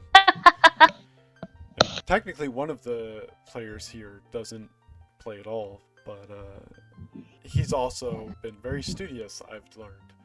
So, but Thancred, who is this tall, relatively buff-looking male Hyur, who honestly might even be able to easily pass off as a Rogadin if he dyed his skin. Kind of Not speaks up. that Says this. buff, I don't think. I mean, he's pretty buff. Not that tall. He's not that tall, but he's pretty buff. But he also has this gun blade on his back, and he looks over to all of you, specifically to you, Velvy, and he says, "I can't help but notice your compatriot isn't here. My sympathies." He did what any good gunbreaker does. And I couldn't dissuade her not to. Nor would I expect Then a again, proper gunbreaker to be able to be persuaded otherwise. I was about to say the same. My sympathies for the rest of your party, of course.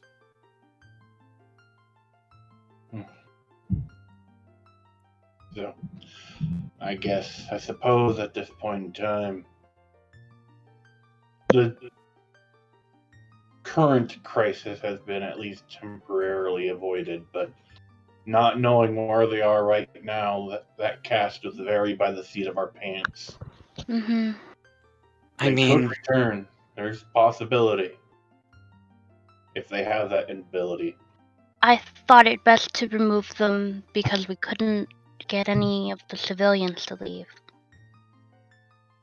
Alpino speaks up and says, "Well, that was probably for the best, admittedly. Who knows what primals of that power were capable of." Mm-hmm. I'm not doing Urianche because he does nothing but Old English and Talk takes in a circles. million years to say anything. So he's probably speaking amongst all this, but I'm not doing it. Y'shtola speaks up, and says, "Well, it seems like whatever you did left an impression upon Charlea, and I'm sure we could probably discern something from this." Perhaps. With that, we're going to take a quick break because it's been about 2 hours and I need to pee. Woo! So we're going to take a quick, I'll say 15-minute break, and then we'll be back. And continue on. So, it doth Please tell me seem that was that before recording. Bongo has Gone legally brain dead from lack of oxygen. no, murder what?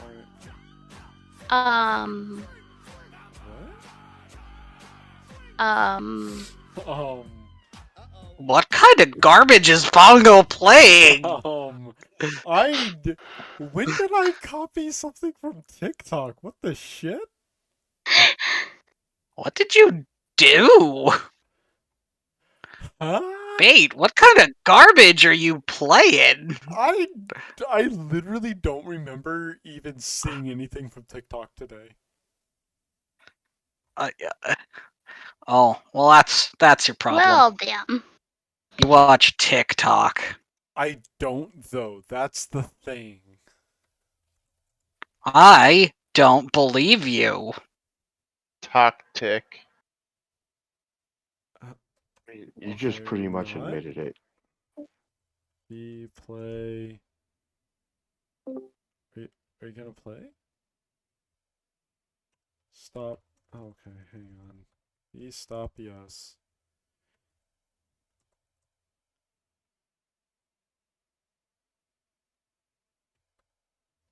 Is it B start? Like, what are you?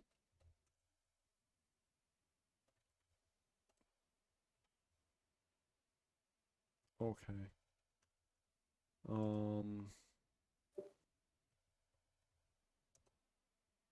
Yamada. Omae wa mou shinderu. Why is Nani? it not playing? Nani? I'm confused as to why it's not playing. Oh, the video is unavailable. That's why it's not playing. I see. Fair enough. Background music D&D.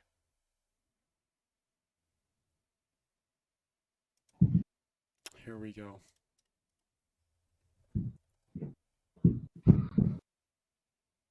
Y'all get cozy tavern music. Wonderful. Okay.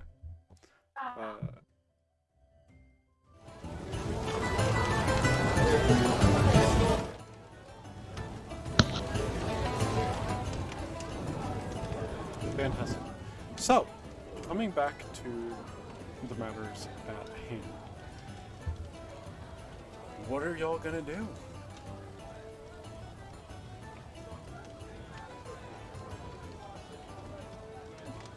The Scions appear to be sort of, those that can anyways, seem to be spreading out to try and help those that are tempered who are still just staring up into the sky. You do notice that Thancred and Urianger have gone into the city to try and help calm people down as best they can. The sickness that was watching over the Vira members of the party has faded. Mm-hmm. So who's left behind with us? Are all the Scions spread out? For the most part, the ones that at the docks would be Yashtola, Alphino, and Alize. Wouldn't Alize be helping with the detempering? Yeah, at the docks. That's where all Alright. the ones that seem to be tempered were, is at the docks where all of you were. Well, So her, Alphino, and Yashtola are all down there helping out with that. Mm-hmm. Star's gonna go to them. Oh, Graha's also there, I should say. Even more reason.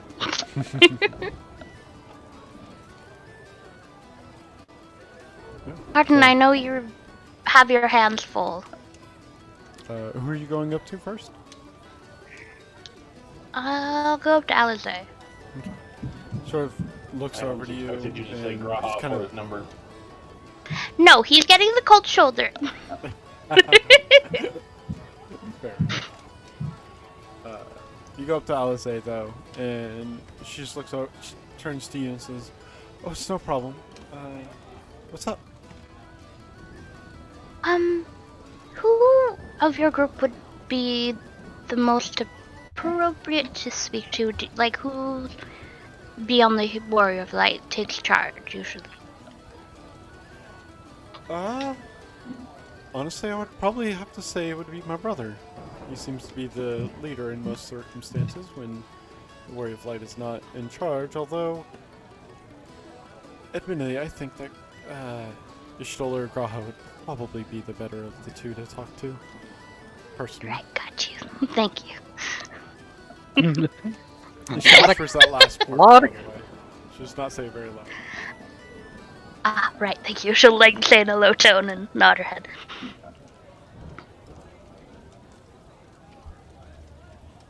I guess she'll then approach Yushtola. Okay. Sort of looks over to you and says, "Oh, hello. How can I help you?" Honestly, I feel there is a large disconnect between you all and us, and honestly, I feel we're more involved with the issues going on than perhaps had been realized before. How do you mean? I feel we are far more intertwined in one another's past than we are honestly giving the right attention to. We are very much out of the loop in what is going on, and yet so much of it has to do with us. Let me translate that to English. You keep sending us Please do. after shit without giving us better information. Thank you. To be fair, she didn't send you here, but uh, she sort of nods and says, "Well, admittedly, we didn't know much about what was happening. However, it seems like all of you have less knowledge than we previously thought. We have been tracking an individual known as Fandaniel, an Ascian. You've likely ran into him at least once. He, along with the rest of the Talafaroi, are attempting to set forth the end of days, and from what we are able to tell, it seems like that's begun in earnest. Recently, they attempted to shatter the seal that holds Zodiac, an elder primal who is from what we can tell, reason that reality still exists. He was summoned by the Ascians when their planet was on the verge of destruction, and they used him to rewrite the laws of their planet and reality to ensure that it was not destroyed. However, it seemed like a portion of theirs did not necessarily like that Zodiac remained unchained. And so there was a portion of them that also used their lives to summon Heidelin to chain Zodiac. From there, the records are a little muddied, admittedly. But from what we can gather, it seems like the Fandaniel that we know wants to set free Zodiac from Heidelin's chains. To that end, recently he attempted to shatter the seal that held Zodiac, though thankfully he was unsuccessful. It does seem like one of the seals that remains, they traveled to the moon to shatter themselves.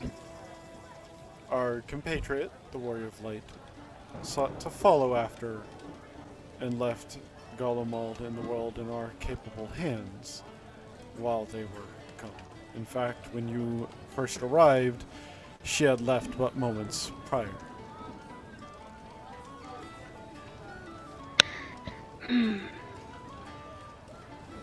We know not what exactly is transpiring at the moon as of this moment, but we do intended on going there shortly to try and aid her and see what we could do.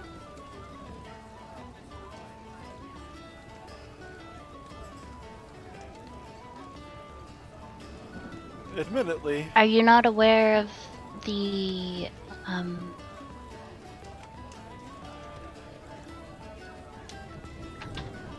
we've come to know another being whom claims to be the world. Stroke tilts her head and says, "I'm sorry?" He claims to be the world, and he seeks to bring the world back to the beginning. Are you referring to the World of Legend, the one that started? Yes. Oh, look how smart she is! Sorry. Step back. Don't piss cat mama, she might punch you. She casts Conjure Anvil No. above Kryn. Oh no. Kryn knows what that Conjure spell is. Anvil. Kryn knows what that spell is because I have it on my wizard in his campaign. It's very much Looney Tunes Anvil. It just anyways. Does it have the word Acme on the side? Sure.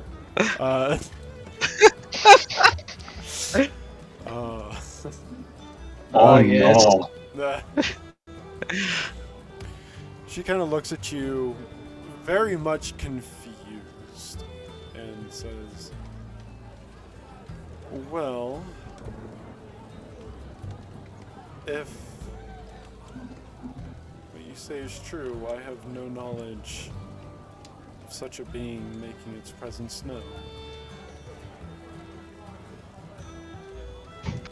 But it does raise a lot of questions and concerns if it is who it claims to be. I dare say such a force even the Warrior of Light herself wouldn't be able to contest.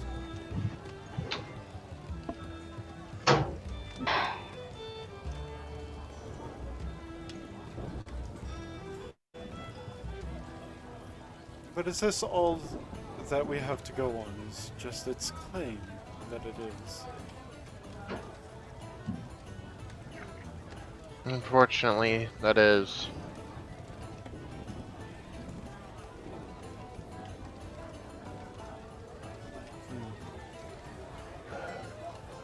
But perhaps we shouldn't dwell on it too long, or over long.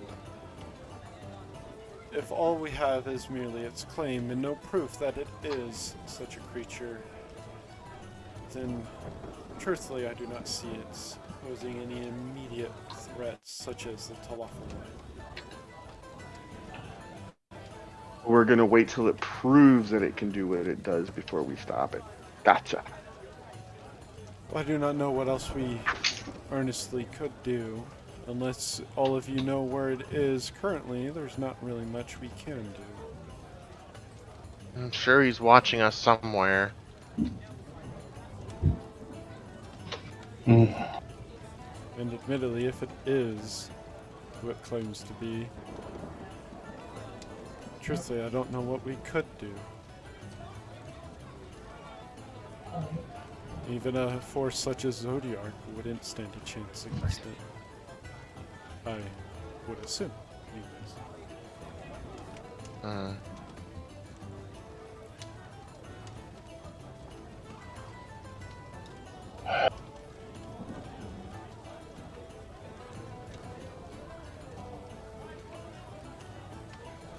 While they're talking all this, I'm gonna actually be helping with with Alize and all of them, doing what I can, offering what I can with the tempering help. Gotcha. Just kind of keeping myself busy. Gotcha. And helpful you do, or helpful you are. We've always needed someone in our party to help get me and Velvy untempered. All the ether I got, and I'll use all of it if I have to. Gotcha. Well, with that, Ishtola says, well, if you wouldn't mind, I do have some questions for you and yours.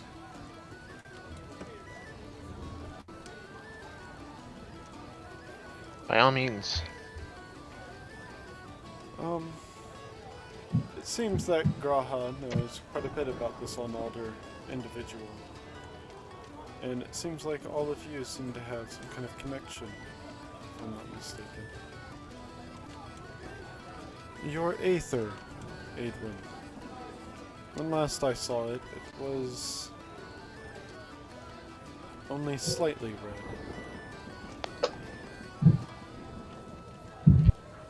Now that we have a moment, would you mind elaborating on what you mentioned earlier?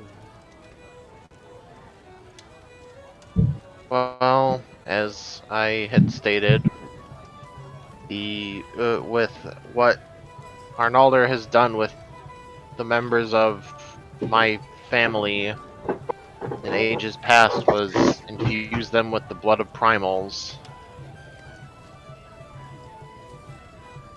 And they've been at this for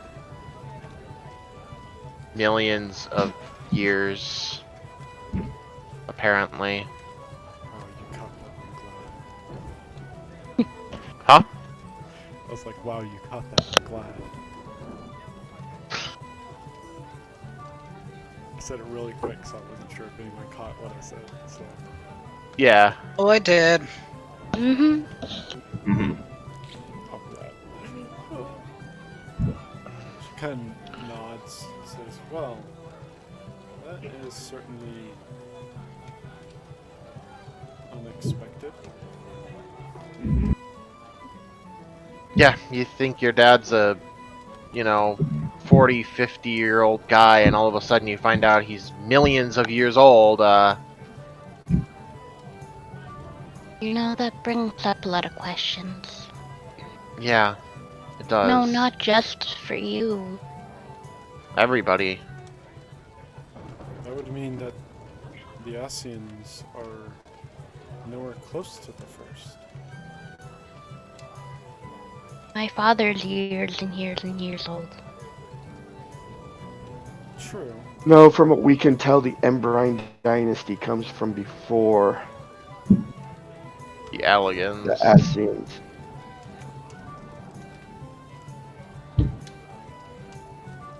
If this is true, then there is much that we simply do not know.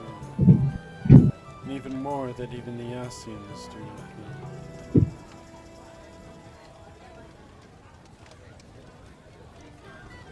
We know of a place full of documentation and notes that the Emberines took. Truly. I would very much like to access these records if possible. I'm sure we can make the arrangements. As soon as Arnalder's gone, there's a wealth of knowledge in there that I'm sure will make a lot of people's lives improve if put in the right hands. But for now, if we step foot in there, he'll know. Well, Yeah.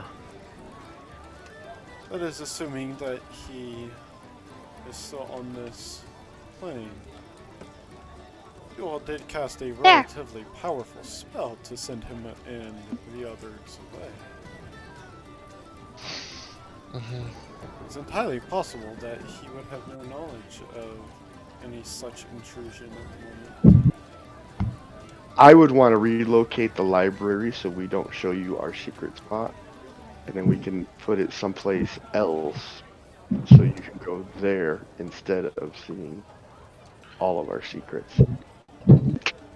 My only issue right now is that I feel like there's more pressing matters to attend to. Yes. Indeed. As wonderful as the knowledge would be, the Lost Boys are still the most immediate threat at the moment.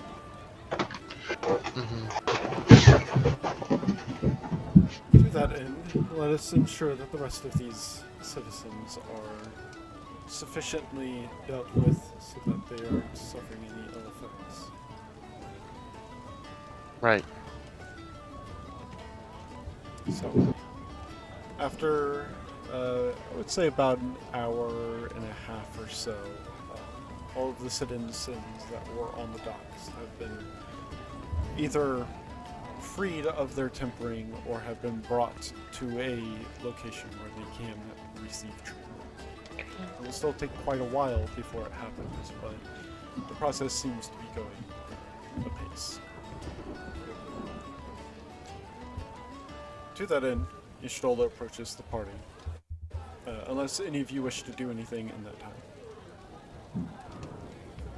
No, not in particular. No. I'm good. With that, Ishtola approaches the party. And she says, well, it seems like everything is going relatively smoothly so far. From what we can tell, the forum was not alerted to any of the inciting incidents. Or if they were, they've chosen to not act.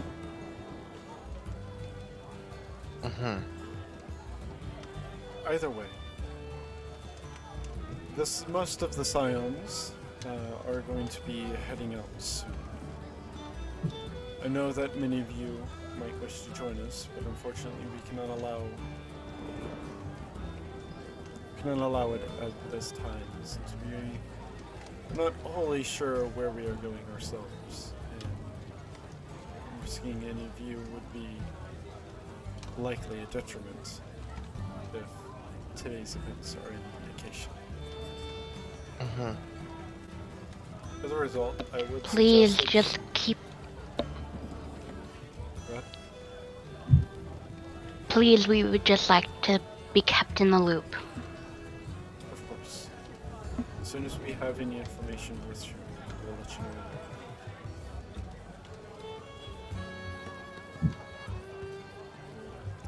To that end, the primary individuals that are responsible for ensuring everyone in Charlia is accounted for once the chaos is settled will likely not kindly any of you. I would suggest that if you wish to attune to the Eighth Rite, you do so soon and make sure to either keep to the shadows or otherwise not be seen by any of the officials. Is there somewhere we can? Is there somewhere we can hang out for a bit then? Yes, we do have a small place in Charlotte, which I'm forgetting the name exactly of. Aldessian Annex. Yes, that place. Speak to. Simply tell them you are there of the Scion's request and ask to speak to Kreta. She will understand, I'm sure, and let you at least have a place to stay safe and hide from the officials. All right, thank Cryo. you. Okay.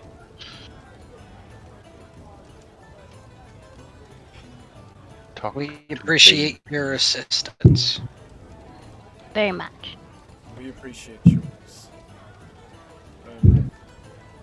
Admittedly, I'm not entirely sure what we would have done had we arrived without any of you here. That battle was still waging. So truthfully, the continued existence of this city and its populace is thanks to your party. I'm not so sure they'll like the new addition. She'll like look over her shoulder in the direction of the marking they left. Perhaps not. I but mean, I'm sure we can figure something out. We can just call it a new art installation. Historical documentation of events. Sure. and if all else fails, you can just remind them that it was that or the destruction of their city. And ask them which was preferable. Let's not piss off the people here. Yeah, that doesn't sound like a good idea. So we're gonna go attune to this Yeah. spot before we Yeah, Go into hiding? Yeah. Yeah, we're gonna attune and then we're gonna go to the annex. I keep Because wanting I've to made say it the a meme Baldessian at this Arsenal. Yeah, because I've made it a meme at this point. Anyone who cannot, or anyone who does not have at least a +4 in your wisdom, make a wisdom check.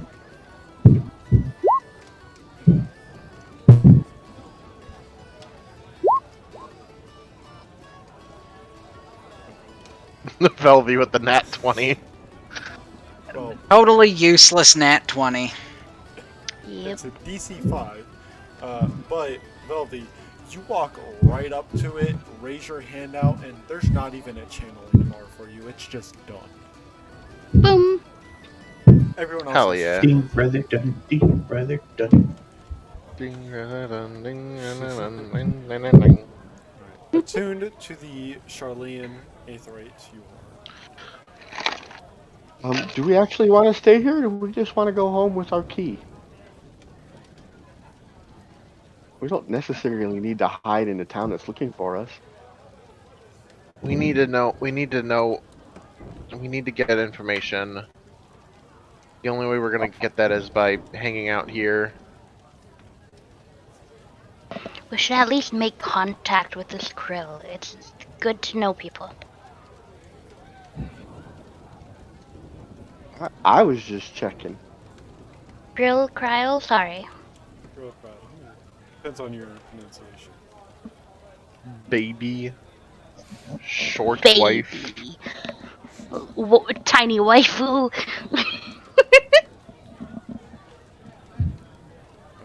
So, to the Baldassian Annex you go. Yes. Yep. Alright.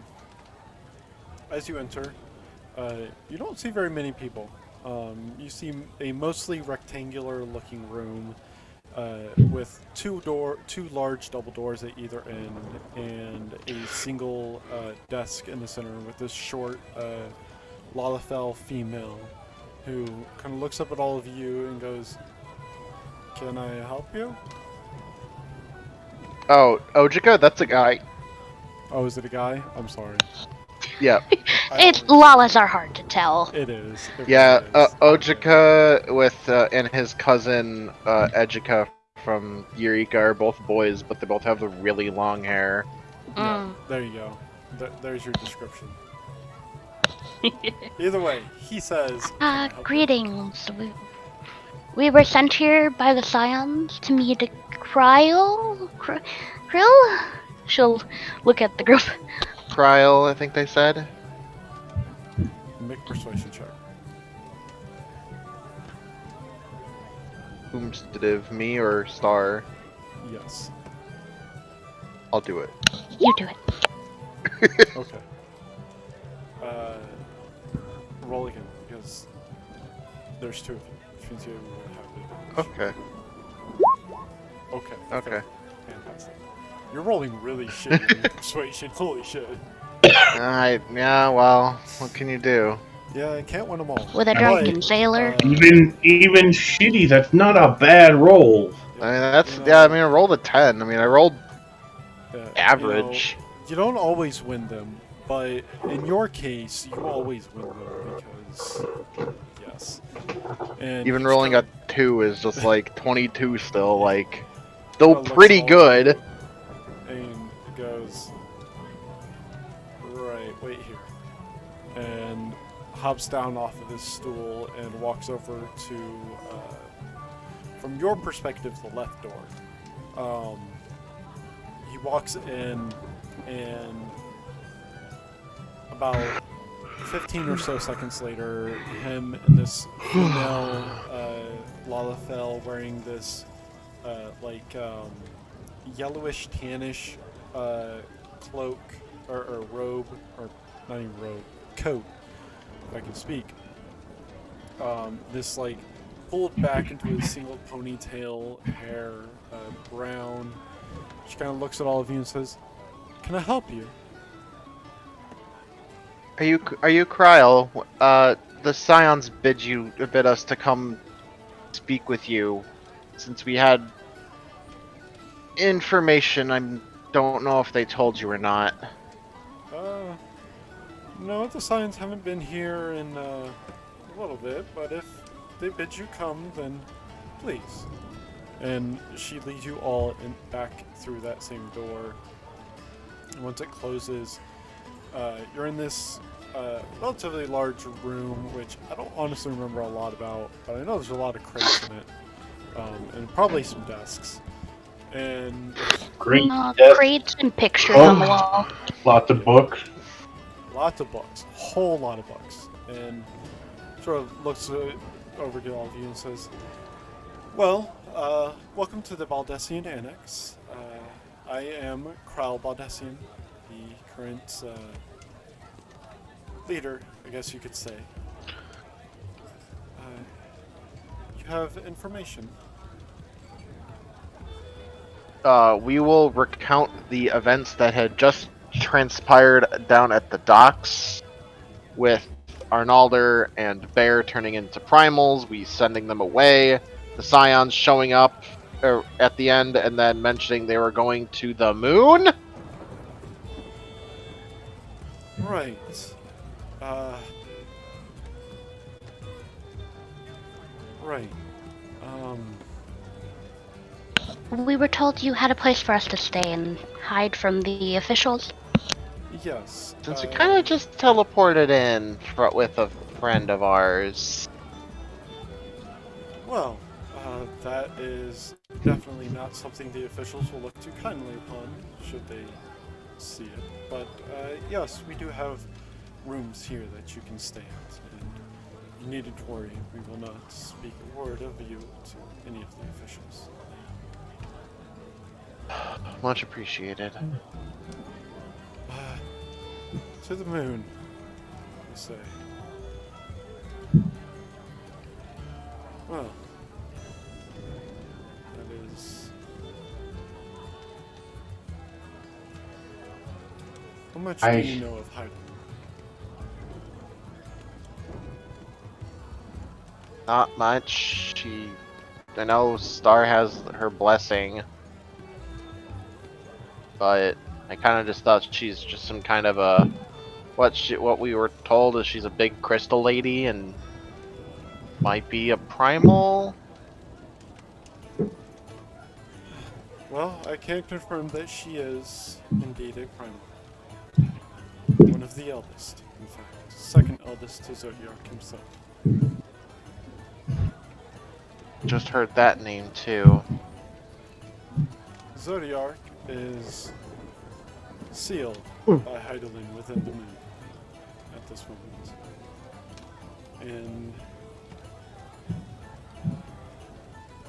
Off table. Not for long. and she has been struggling to reach out ever since, truthfully, ever since the first calamity that befell this star. With each calamity, her hold over him strains, and she must exert more effort to contain him. After the seventh, communication has become near impossible. And it was only recently, through me, that she was able to reach back to the Warrior Plate.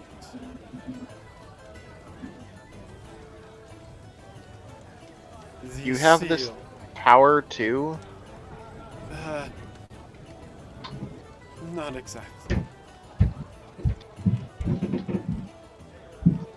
Her ability to reach out is extremely limited. Only to those who are most receptive to her message.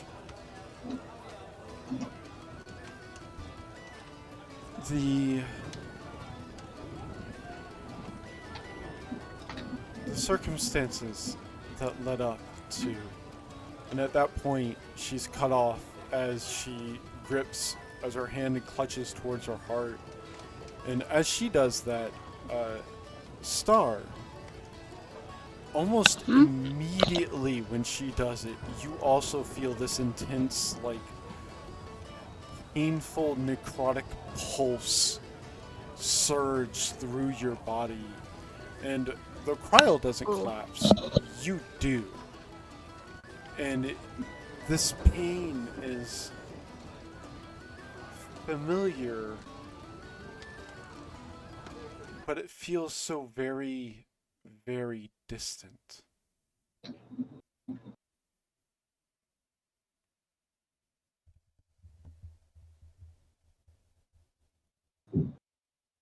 Good timing, Bongo. I don't know why you're not looping.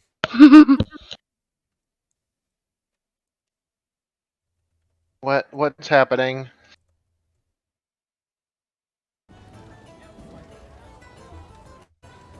Ryle is unable to speak at the moment. She's just like clutching at her chest. I'm gonna. Is Star the same? You're on the ground. You are in too much pain to even think. Alright.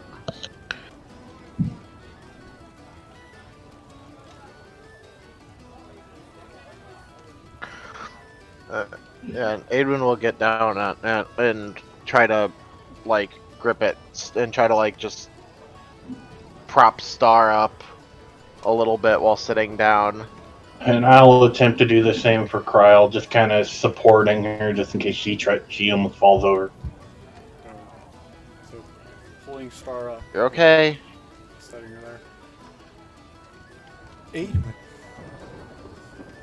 you begin to feel this shift in your body. It's not uncomfortable, but it feels like there are now parts of you that are wanting for Aether.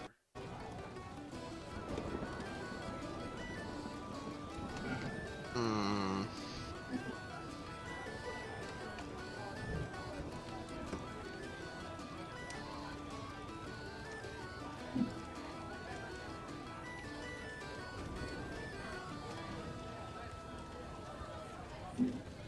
Y'all just wait it out, or?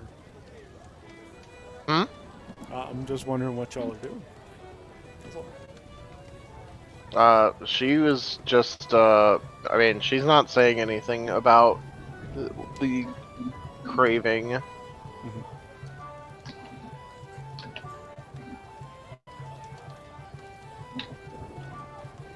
Um,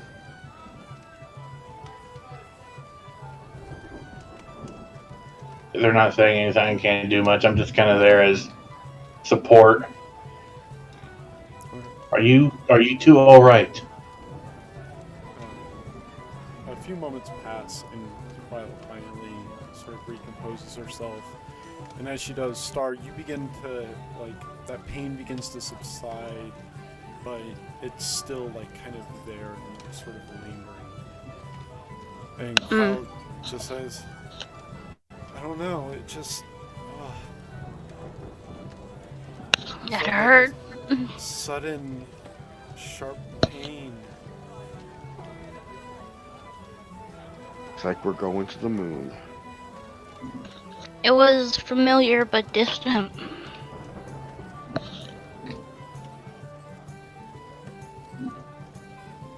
Felt something like that. Huh. It felt like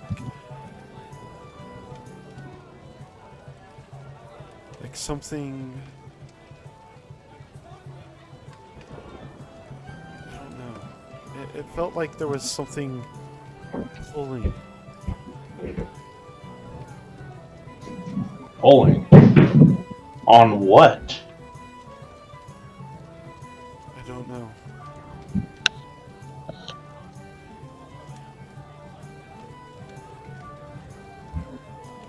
Hmm. Star, make a I'm gonna. insight check. A what? Insight. All right.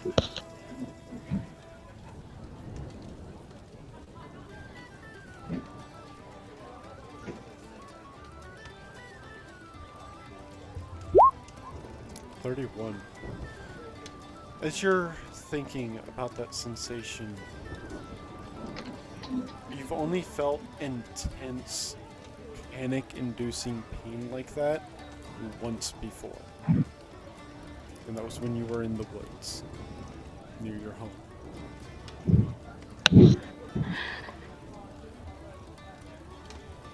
It's the same feeling from the woods. What happened then? Panic. It was specifically when the forest was set ablaze. Every When time we everything started, was on fire.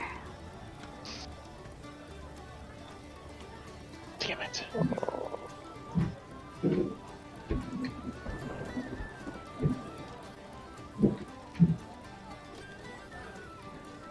I don't think there's any avoiding it anymore.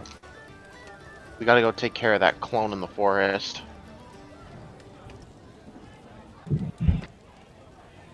Why was Cryo You affected? I don't know. Kind of looks at all of you and says, it didn't feel like any, to me anyways, it didn't feel like anything specific. It just felt like a sharp pain, like something was torn away. Hmm.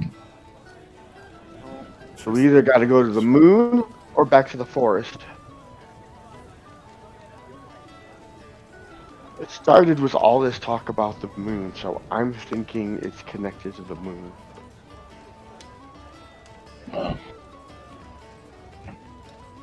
Well, we can wait for what the Scions have to say about it.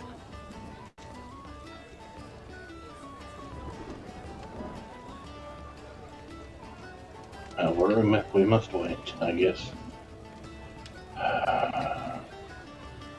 Are you two okay for now? Is the sensation there any longer? Crowd shakes her head. It's still kind of there.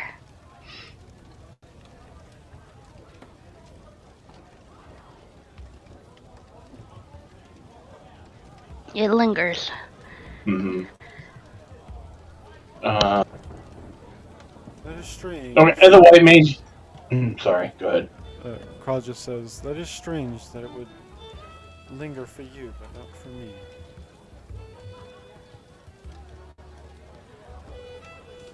What were you going to say, Sean?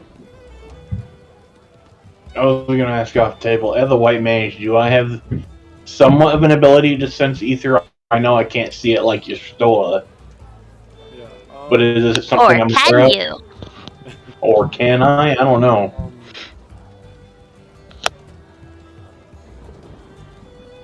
Like, this is a mechanic kind of outside this edition, so I'm not sure how it actually works. Yeah, so there are spells that allow you to detect magic, which in this specific case would allow you to see, like, trails of ether or, like, remnants of, like, magical spells or whatnot.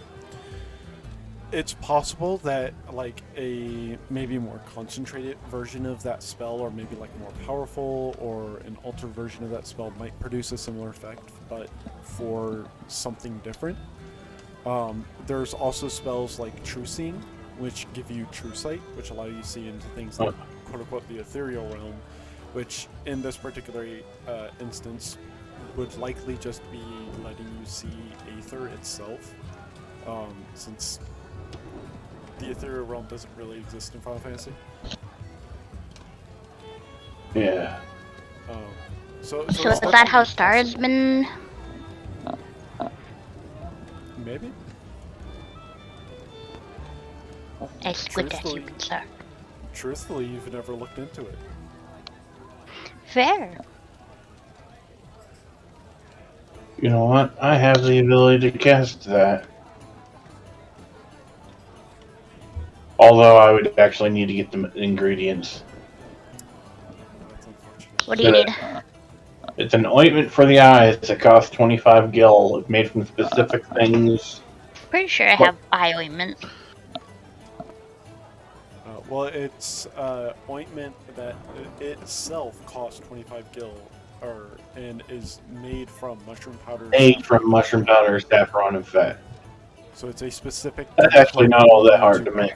True Seeing ointments. Yeah. Oh, you already have some. Have that? Yep. Oh well. Yes, I picked up a whole lot of things early on for all different kinds of spells. Here you go. Okay.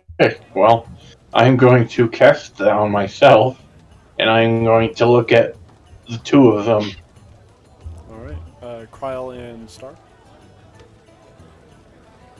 Correct. Yes. Sorry. Okay. Yes. I'm sorry if I scare you. I just want to make sure, because Aidwin was also a possibility. So, looking at. I mean, of the ones that just recently were affected by this sudden decrease in ether. Looking at Kryl, nothing seems necessarily off by her aether. However, Astaria's aether seems to be flashing between various colors. From what you can tell, it seems to be almost flashing through all of the different colors. And it doesn't seem like it's willingly doing this. It seems like it's almost being pulled and forced to try and respond to something. Okay.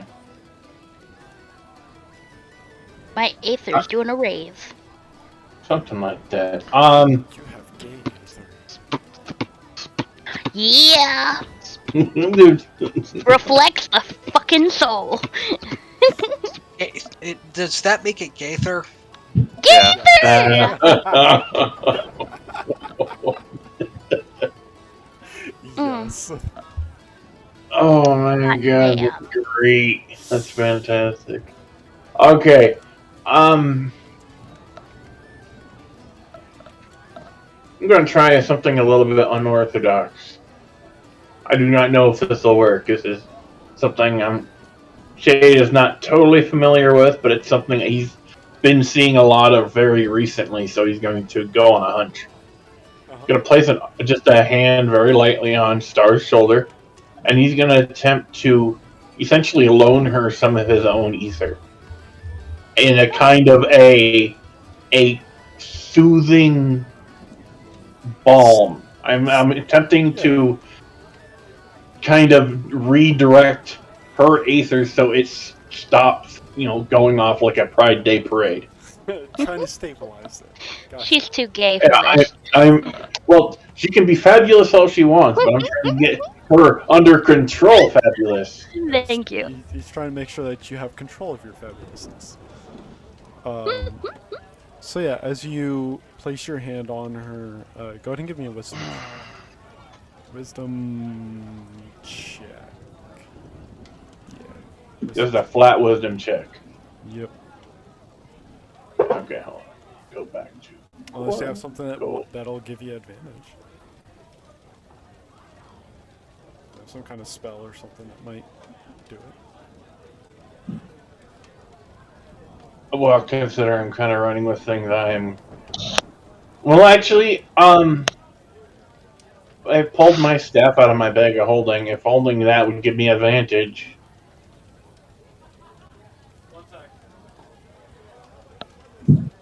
Because, I mean, holding my staff gives me advantage on magic, like, rolls. Or Magic related casting checks. spells. This isn't really a spell. Well, this would be a spell. 'Cause that's what you're trying to do. You're trying to cast a spell, basically. Yeah. So, Okay, so I'm gonna. Yeah, that's what I'll do. So, go back to core. Flat wisdom. but there are Oh, that's also, just so you're aware, there are also spells that can give you advantage on wisdom checks as well. Just so you know. But yes, this would Yeah. be advantage from your staff. So. Oof. Ooh. Oof. As you place your hand on her shoulder and begin to focus, it isn't necessarily that you can't do it, but you realize very I'm doing quickly- something unfamiliar. Well, what you realize very quickly is that by linking yourself to her in this way, it could destabilize your aether, which could potentially be fatal. Which is why you stop. Because you're unsure of how much control you might necessarily have, and probably best to not risk suicide. So Oh, with the that, problem is, he as a healer, I've taken an oath of never, like, if I see someone in need, I have to do something about it, even at the risk of my own life. Well, right, Oh. but you are aware that you are not necessarily certain that this course of action will even do anything. That's the issue. That's why you stopped. Is you want to, and your oath as a healer says that you should, but you really don't know if you actually will even do anything by doing this, and it's really just risking your life for a potential nothing. And so it's, you want to, and everything says that you should, but you realize that it's not necessarily the best option at this particular junction. But there might be better options. I need someone more accomplished at etherical manipulation, because I am very not good at this Wait. sort of. waves my hand high, walks over the star, pulls the feeding tube I made for Shizumi. You need, from what I'm seeing, he's saying you need ether, but he's not sure how to do it. Her ether is in massive fluctuation. She Well, needs to be stabilized. well, here's ether. I don't know if just random ether is going to help stabilize anything. Do you need a specific type? No, what she needs is what she has. No, it's more like. Oh, sorry, you go. What she needs is something to essentially slow the massive, rapid spinning of her own ether. She's fluctuating between every known type. I do What not know if what is her intricate normal type? The that normal type would just be a balance of them. And here you go. I'm not shoving a feeding tube in my mouth. It's more like, if we see my body as a, like the ear. We have the actual jar in the container, which holds the water. My water is just rapidly spinning in a circle. And it won't stop. Putting more water in will likely not cause the swirling to stop. Get it? and may overflow the chalice. We need to find a way to spin in the opposite direction.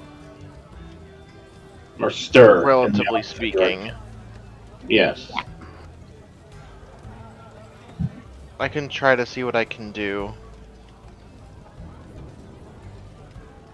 As Adwin will try. Well, I mean, she can try. Go ahead. okay. As Adwin will try to focus and try to realign what is going on with Star's ether. Can I assist? Can I kind of add my strength to hers so that, I'm watching as I'm doing this too. I'm learning. Yeah, totally. I'm learning a new skill. Channel ether, yes. A surprisingly important mechanic in my campaign, it seems. Alright, so with that intent,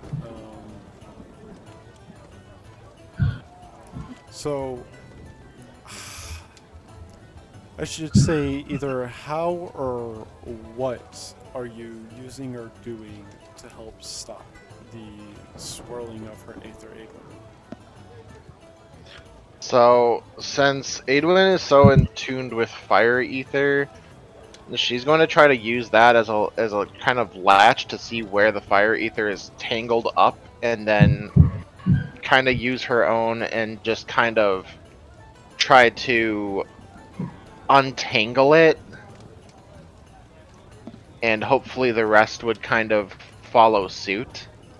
Okay, I can see what you're going for, yeah. Alright, so... Yeah, sure. Alright, so how many spell points do you want to dedicate to this? You don't have to dedicate any, mind you, to make the check. But you can if you wish. I am going to do 10. 10? Alrighty. So, 7th level spell. yeah, so Equivalent. as you begin to focus and channel, looking, or rather trying to sense where that fire ether is spinning within her, you are, thankfully, quite attuned to the fire aspect and are able to latch onto it immediately. And as you begin to try and sort of straighten it out and force at least it into balance and hoping that the rest follow suit, it's strange. It's like you're fighting a whole bunch of different entities all at once to force this, to force the fire aether to stop spinning and to become once more in balance. It's like each of the different aspects have its own entity presence, if that makes sense, that sort of resist the change as it's swirling. And unfortunately for them, the fire aether, you manage to pull into balance, and though the rest of the aether is still swirling around and sort of mixing together, it has begun to slow.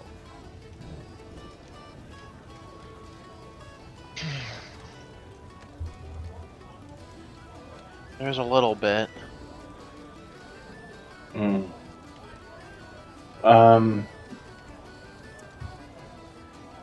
Having watched what she just did, as a white mage, I'm attuned to like life energy and such. I'm gonna attempt to literally copy what she just did and essentially apply breaks to another portion of the energy. Alright. I don't know what the element would be. Yeah, so what level spell are you going to use? 7th level. Alright, the same level. I have a 7th level spell slot I can use. Yeah. So it'll be in the same. Yeah. So you begin to reach out yourself, releasing the spell energy as you focus on her, trying to do the same thing to another one of the elements within her.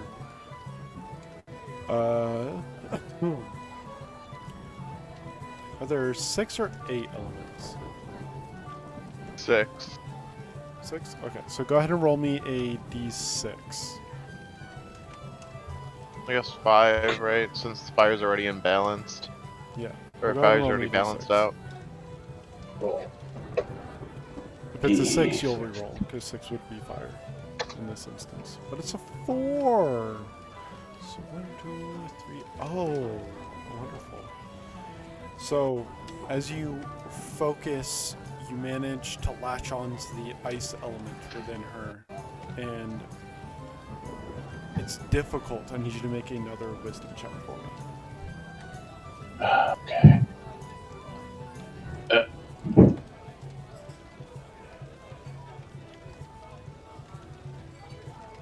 got this. I believe. So as you latch onto it, you focus, and with the strength of the spell, manage to pull it out of that unbalance and back into balance.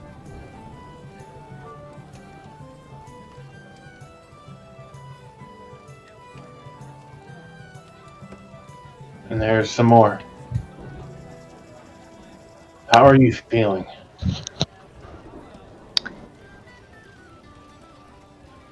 DM, how am I feeling? I mean, you feel roughly the same.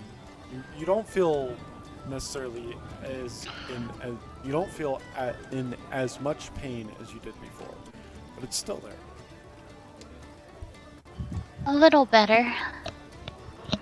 Well, considering there are at least 6 elements twirling around inside of you, 2 of them in balance is not a bad start. Yeah. Rundle's look up back up to Shade. She's like, all right, well, let's keep working at it. Hopefully, we'll be able to get them both in working order sooner than later. I'll follow your lead.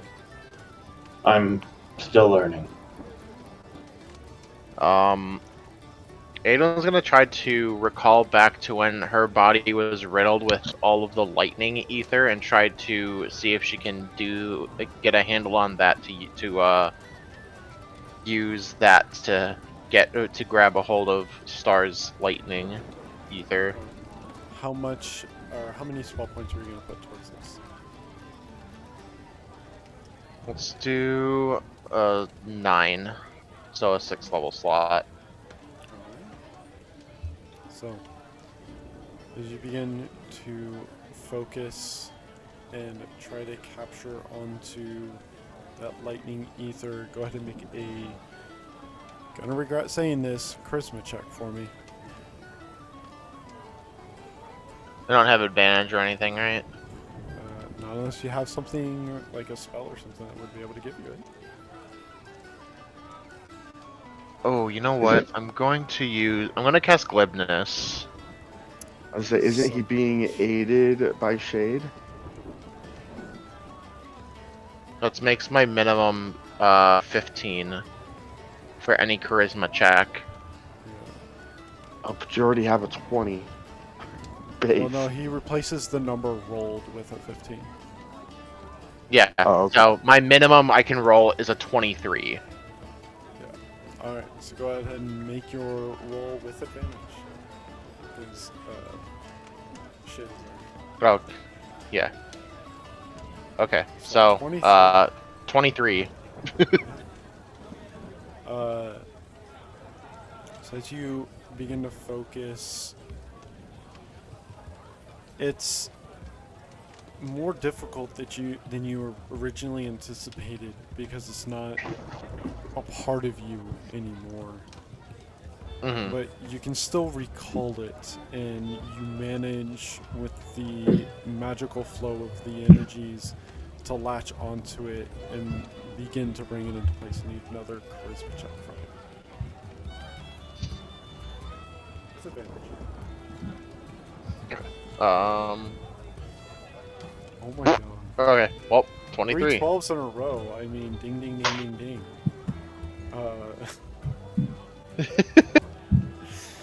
Man. So another 23, which is a pass. Actually, with that in mind, I don't know why I had you roll, because you would have auto passed. Wow. I could get over and do something better, I guess. True, it's true. You might have rolled a nat 20 and I would have given you something insane. Who knows? But you managed to grab the ether and pull it into balance. Okay. Halfway done. Okay, I guess I will do the same. Okay, so we've done fire, ice, and lightning. Yep. So that leaves wind, Water, water, and earth. and earth. I'm actually going to aim for earth this time. As historically my people have had to deal with the Titan quite often. So I have some familiarity with earth element, Alright. especially with nature spirits and stuff. Yeah, So go I'm ahead going and to make your wisdom check. And what level spell are you using for? I have a 6th level spell I can use for this spell Alright. slot. Because my last 7 was True Sea. So, okay. So, And I'm here helping you out, so. yeah. Wisdom with advantage because of my stat.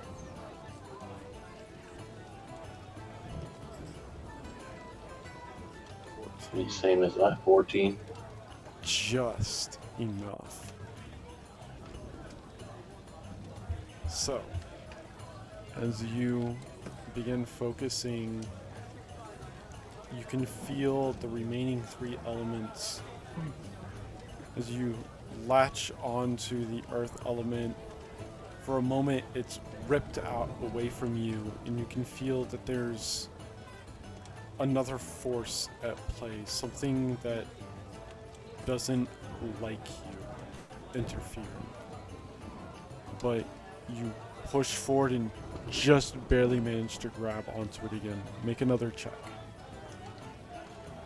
Another wisdom? Yep. You've managed to latch onto it. Now it's to pull it back into balance. Hey, come on. Come on. Really? You Can't roll very well. begin to pull on it and begin to bring it into balance. But just as you do, that same force begins to pull it back from you. You still have a grip on it, but you haven't lost your grip yet. Like, go ahead and make another wisdom check for me. Okay.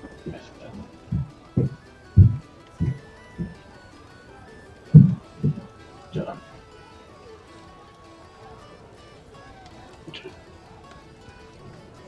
17 this 17. time.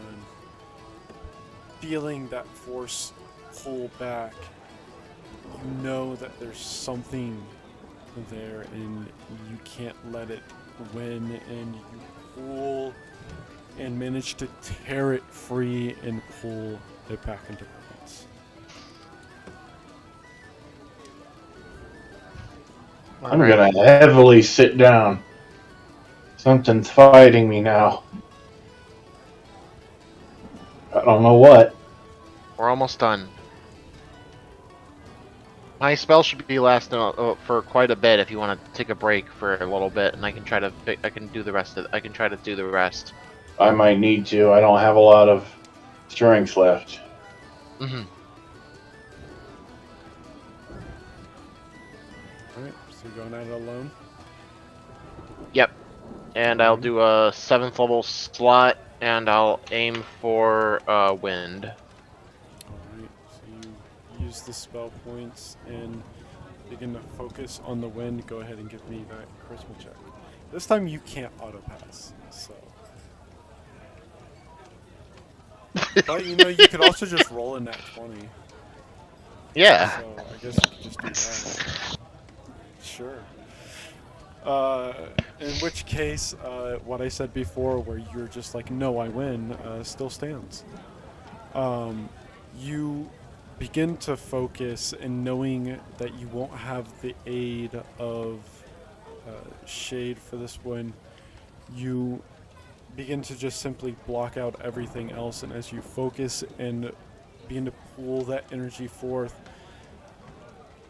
thankfully without much resistance, you pull the wind aether into place, or into balance. But you did note that there was some resistance. Mm-hmm. That one wasn't so bad. One more. And last one will be Are we another. sure this is all?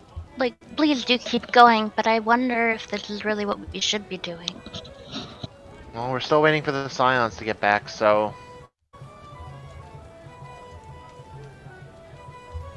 Until they get back, we They're got not this. coming back here, are they? Yeah. Didn't they say they were? No?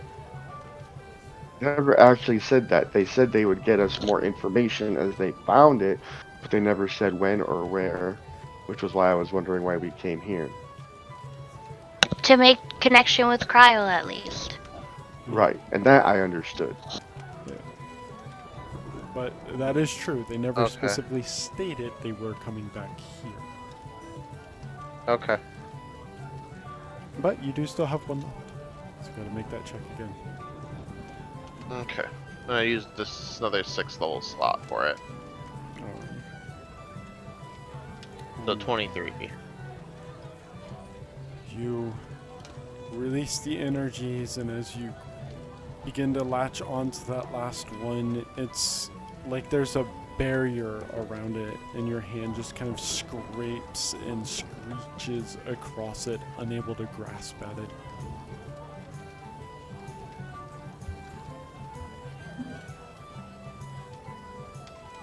What, 23? Really? Yeah.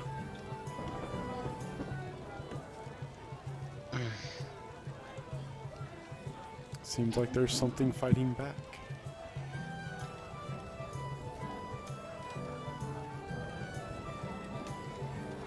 I'll clarify. At the beginning, when you first started, you did not feel that resistance. There was some because it's a magical effect, but there wasn't a forceful resistance. This was a intentional, like something is actively fighting against you. What is in there?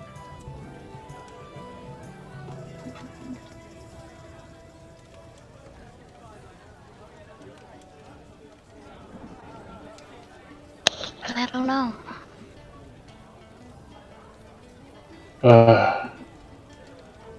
whatever it was, I felt it fighting me quite a bit, so.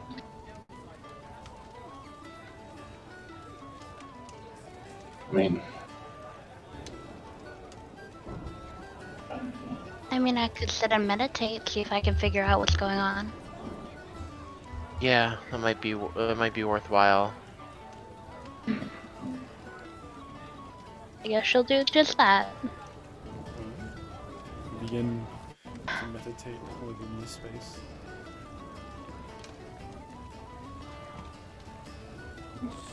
Anyone else wish in to the do meantime, anything? well, Wish at this point in time, Who would like to go first? For what? Shade was gonna say something. Let's Shade go first. What's up? I just pulled a brain fart. Don't mind me. Oh, cool. So Star has begun to try to meditate to try and figure out what's going on. Is there anything anyone else wishes to do while she is doing so? How big is the room? Say again? How big is the room? Pretty damn big. Pretty damn big. Pretty damn big. Is there a place I can walk off, see be decent distance away from people? Yeah, easy enough to do. Alright. While this is all going on, Velvy is going to attempt to essentially put the training that she learned before getting her prosthetic together with the training she learned after getting her prosthetic. Okay. Effectively, she's gonna try and two-weapon fight with Yeah, I heard that. with Windweaver and Blades Resolve. Yeah. So go ahead and make a athletics check for me with advantage Cool.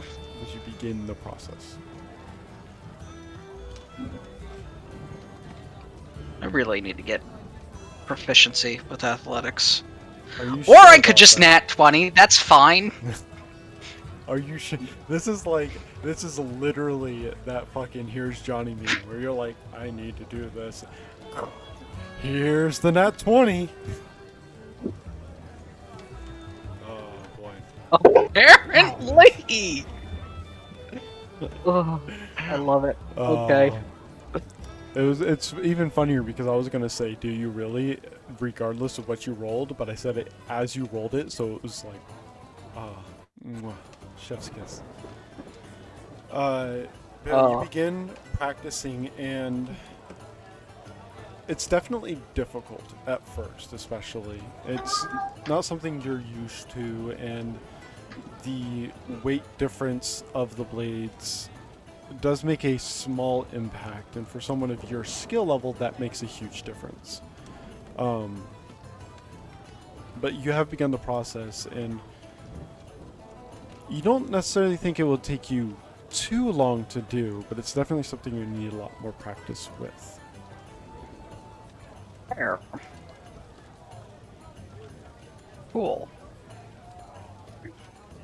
How to make up a reason why someone of your skill level wouldn't be able to do it. It's like, well, not necessarily used to it. No, like, there's definitely plenty of reason. I mean, I kind of imagine Blades Resolve as a very heavy weapon, whereas Windweaver fair. you've described as basically what would happen if an elf made a gunblade.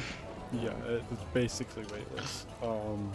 Blades Resolve would probably be in the neighborhood of like 10 to 15 pounds without ammunition. And then the weight of whatever the ammunition is, add that in there. So, Fortunately, he has no munitions left. that's true. Well, Let's see.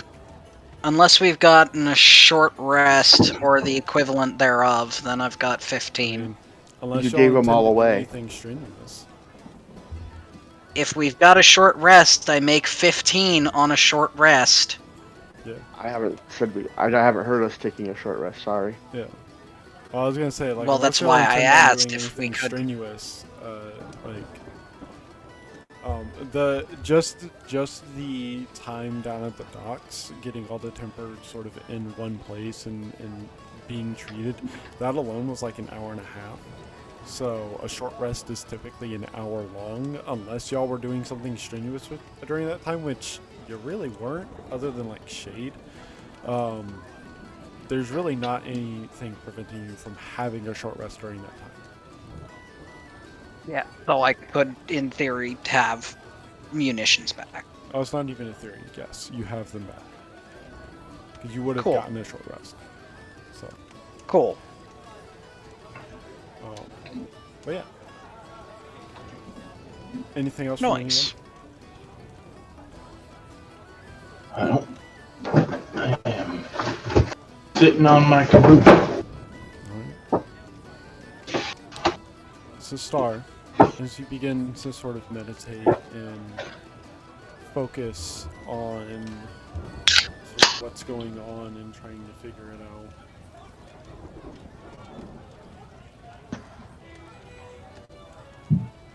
you can begin to feel sort of at this point in time anyways, relatively minor but still troubling turmoil going on from within.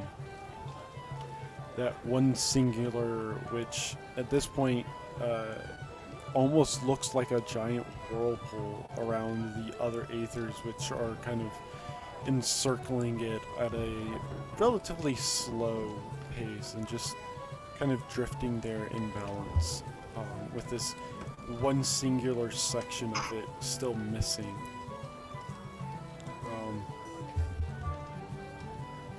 You can tell that there's something forcing it like this.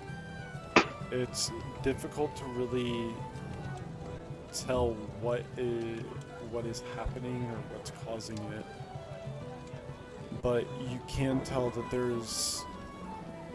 this is not due to a quote-unquote natural cause. This is something that was forced.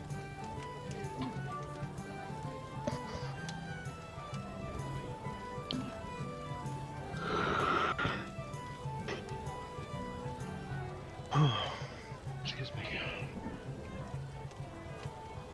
Start. I'm sorry, my brain dialed up. Hello, how can I help you? Did you hear what I said? No, I'm sorry. Oh. Okay. I'm sorry. No, it's fine. It's fine. You're paying attention now. I should have made sure you were paying attention before. But as you begin to meditate and focus on these elements, you can see the one element left is sort of like almost forming like a whirlpool in the center of the other elements, which are kind of encircling it with just this one spot that is empty within all of the rest. What you can tell is that this is not a quote-unquote natural cause. That is to say, this was something was forced upon you? Question mark? Maybe. Mm-hmm. It's difficult to really tell who or what caused it, but it was not a natural cause. I guess I'll attempt to comment myself. How many spell points you put into it?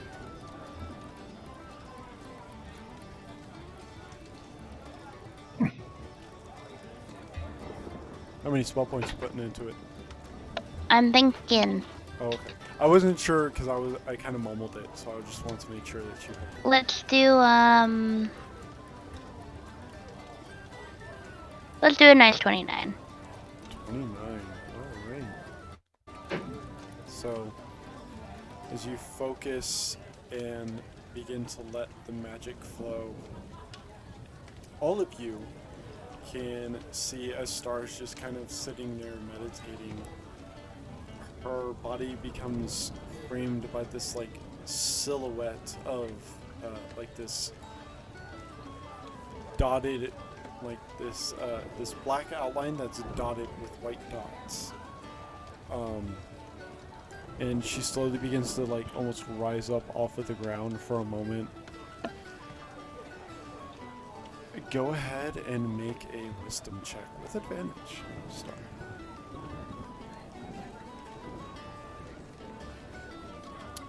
Nice. Yeah.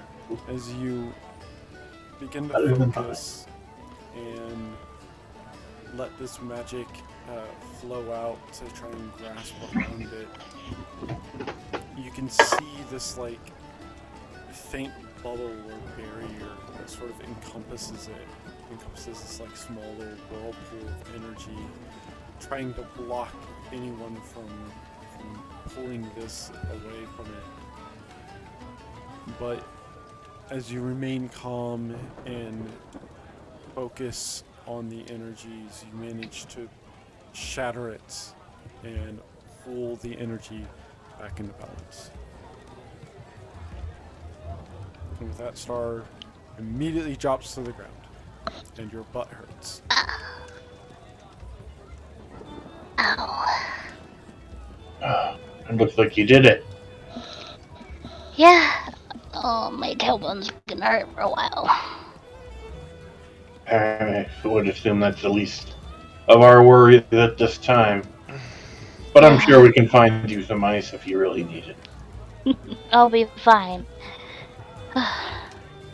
Speaking of ice, actually, Daedwin's gonna grab out grab out a materia from her bag, and kind of just like not even be able to really hold it for long, and she kind of just drops it and then grabs a handkerchief and picks it back up with the handkerchief. When I got all this firepower, this popped out of my armor, and I can't use it at all anymore. So What? if anybody wants a whole bunch of offensive ice spells, Oh my. Well, I mean, I am not familiar with the use of such a thing. oh, it's really Offensive. easy. You just throw it onto any piece of your gear, and that gives you an ability. If I had it on my and she kind of just points to her chest, and then just like then realizes what she's doing, then kind of points more towards her midriff. Like I had it attuned somewhere around here, and it made me not feel a thing from ice. That would be very handy, to tell you the truth. And Shade will reach out and attempt to pick it up. She will plop it in his hand. You're able to do it fine. She's just very fire, and she can't. And she takes like triple damage from ice. As reward for helping me earlier, then with the ring. No, it was of no consequence, but thank you. Yeah. In the meantime, he'll just stow the materia.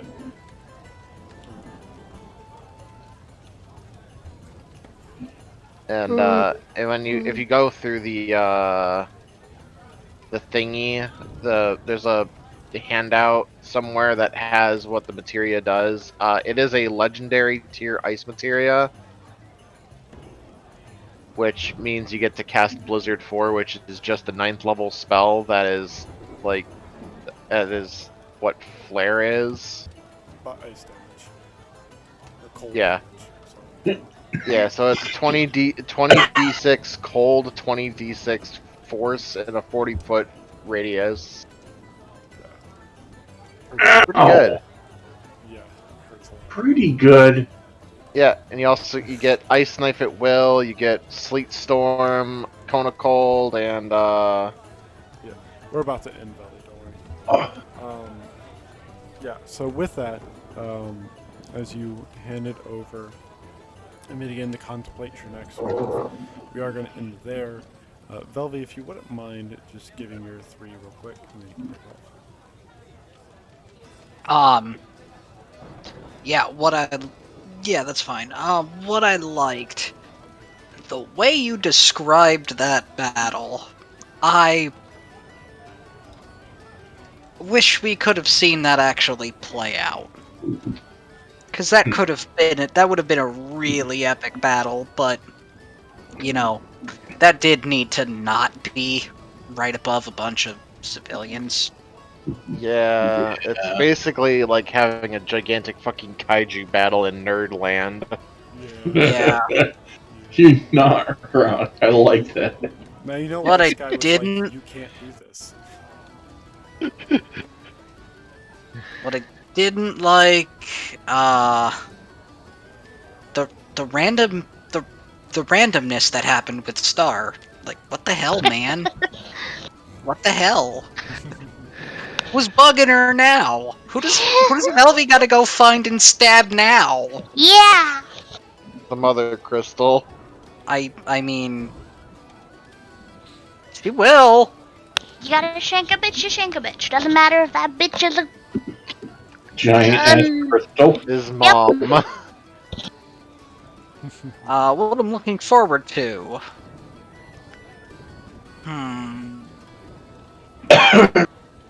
I'm just gonna go with yes. I thought Okay.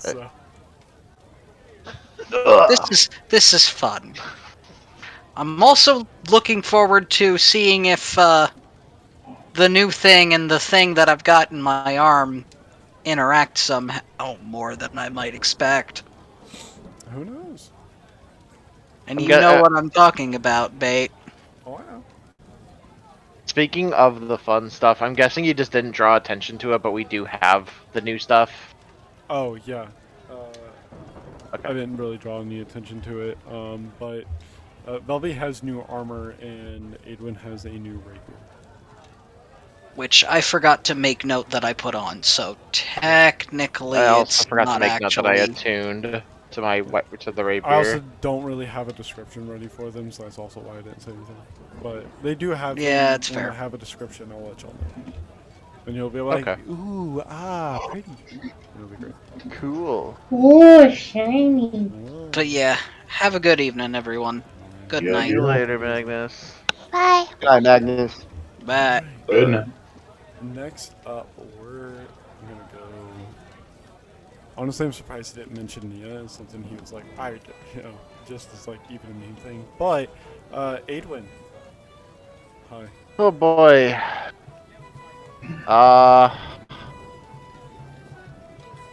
I like that I mean as cool as all the primal kaiju battle and sending them away with a big power of friendship spell is. I also really like the fact that I'm just not like cursed anymore on my ring, so I'm not eating 15 times Yeah. the amount of food I would need to in a day. Yeah.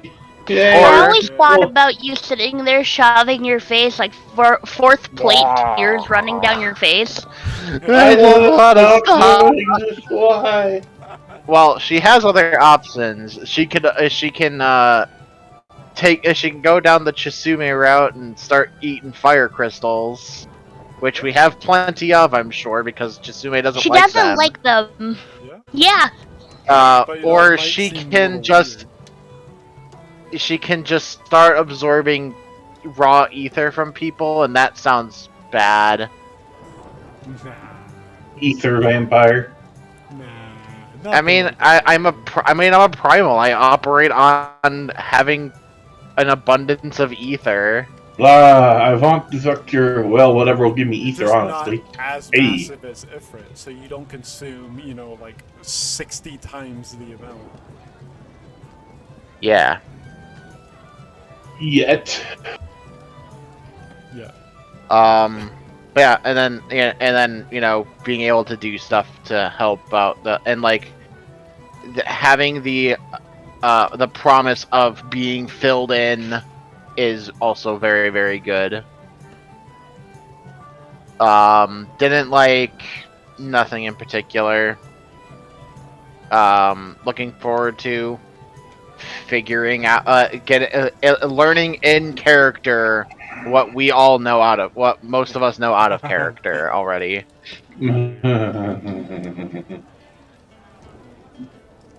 So yeah. I was wondering how far exactly y'all would get and whether or not y'all would actually see the effects of resuming. The recording. Next up, we'll go to Kryn. Hi. Hello, and don't worry, I'm not going to be able to drop any spoilers. I don't play the game. That's true. Uh, I enjoyed the big boss fight, and I am going to duplicate what Magnus said. Is I would have really enjoyed if we got to see it. I wish we could have teleported with them, so we could see the fight, or join in. But we didn't do it that way, so that's fine too. Something I didn't like. Getting Charm Person to buy my teammate to make me go back to sleep. To go back to bed. Oof. Unfortunately. But it's okay. I got milk and cookies out of it. That's true, and it's always Worth. Star loves you.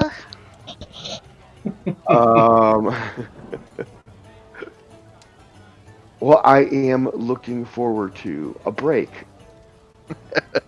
I didn't think we were going to get dumped into something this big just before we were going to get ready to go on vacation. Yeah, like I said, y'all will be like, how are you going to give us a 2-month break after this session? I knew that was going to be the case. Yeah.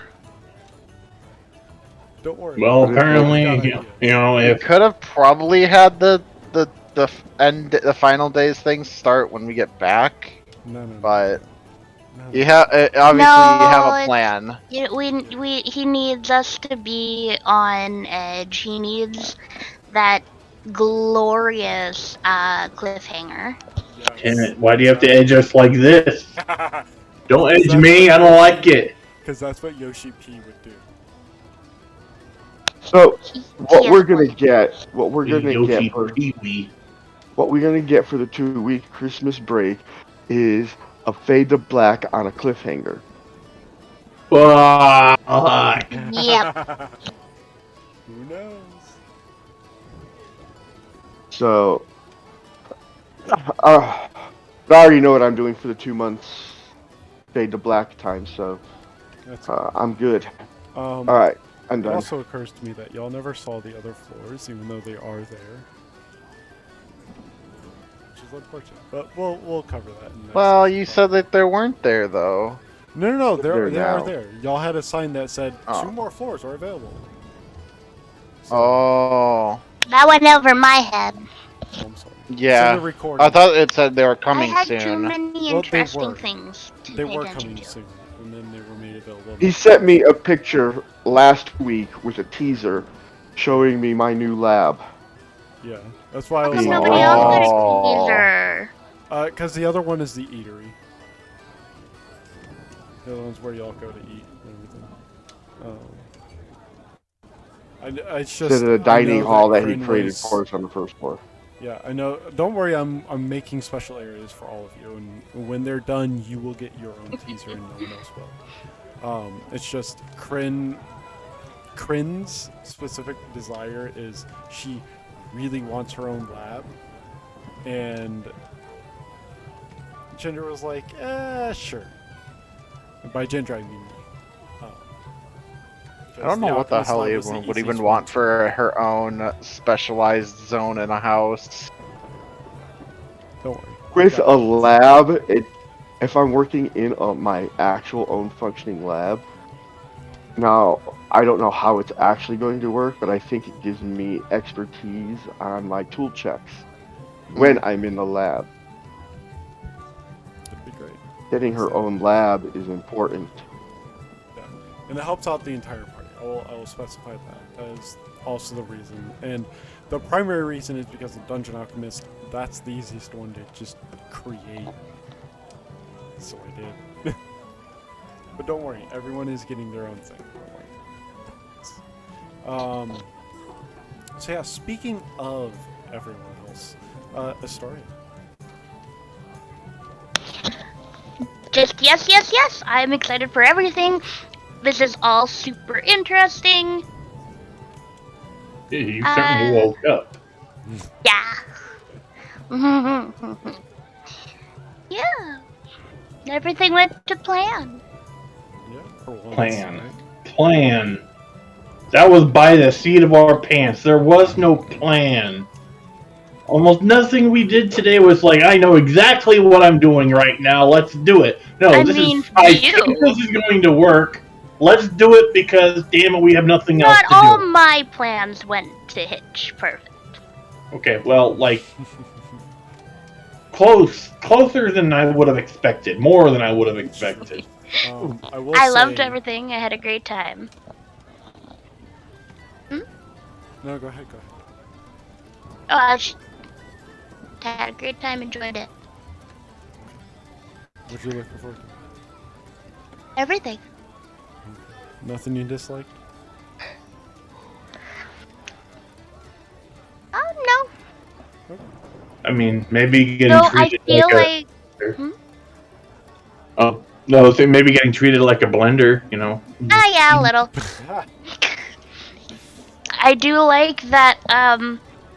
It seems perhaps I have been playing through the game a little hard, so started speaking in a manner in which I would believe my own character in game to speak, and I didn't realize it until the whole let me translate to English. It didn't hit me that maybe perhaps I.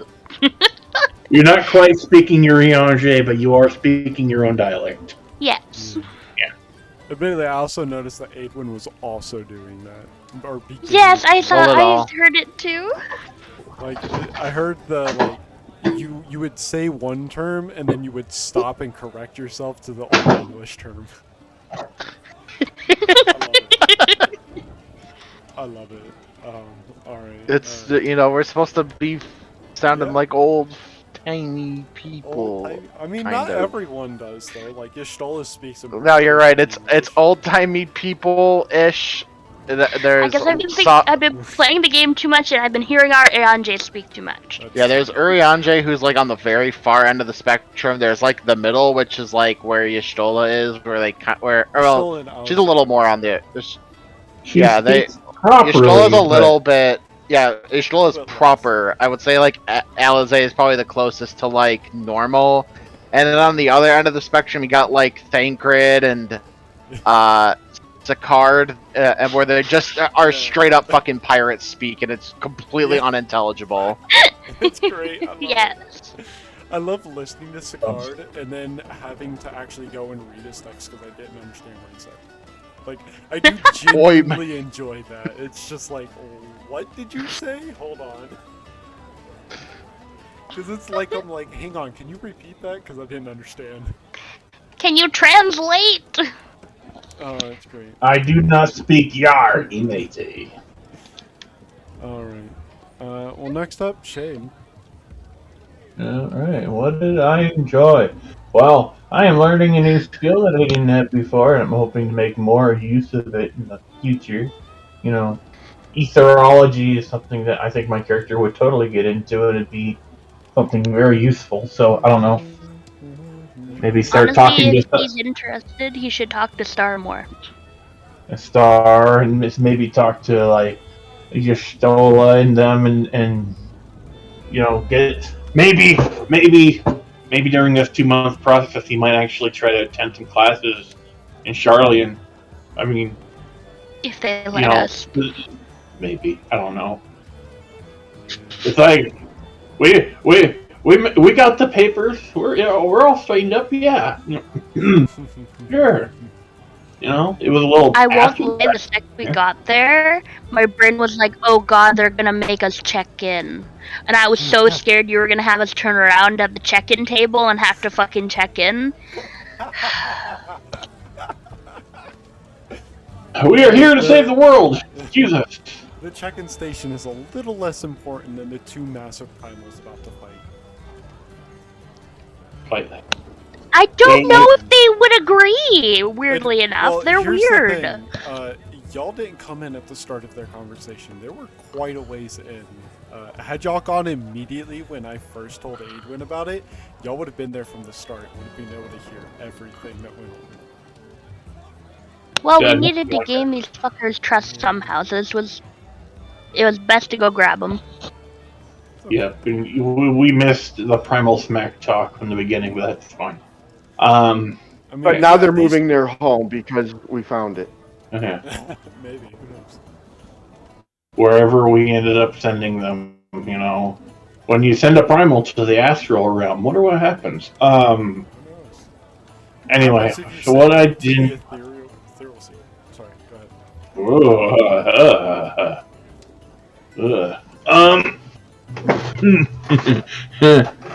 Knowing what I know, I could give you an answer, but I'm not going to spoil anything right now.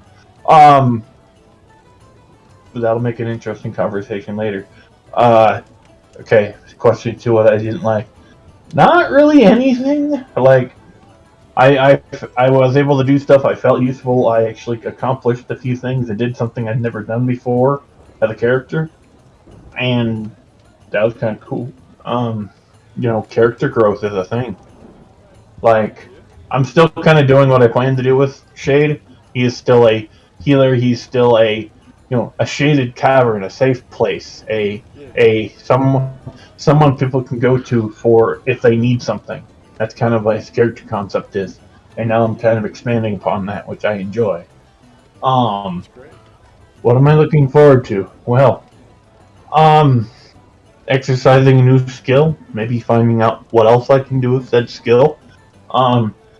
Maybe getting some more powerful equipment since I literally now have a single materia and nothing else. So eventually getting fully kitted out so I don't feel quite as on the low run. How about we take you shopping during downtime at Ginger's? That's where we got all our cool stuff. Literally. That's very true. Okay. Fantasy Well, Casca. he's not quite as well off as the rest of y'all, so and he will never ask. So you're probably gonna have to drag him. Yep. I'm pretty sure Star has no issues doing that. Star's been dear. the sugar mama before. Oh dear. Oh dear. And welcome If to the you gym. say that around him and he's gonna turn pink again. Oh, Star's far too shy for that. Okay.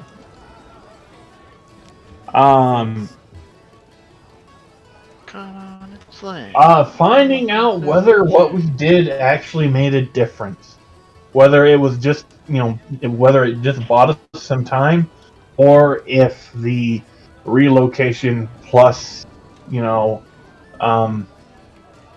life of another gunbreaker as well as the other primal, was enough to get the job done, or if it just kind of weakened him and pissed him off. And I mean, by him, I mean, dickhead, I'm forgetting his name. Analder? Yes, Analder, thank you. Brain fart. It's okay. So, like, I could just totally see him. You thought I was gone. No, it is me, Dio. No. Just me, Analder. Oh, fuck, he's back. Kind of thing. Which, having said that, I'm like, no, that's gonna happen. What am I thinking? It wouldn't be storyline if it didn't. But finding out, having the answers, and then finding out whether we can do anything about it. Because it would just make the campaign too easy if this was actually what stopped him. Because I kind of wanted to do it ourselves. Personally. But anyway, yeah, that's about it on my end. Okay. I want to say things, but nope. Yeah, no, I'm pretty sure I know along the lines. It's fine.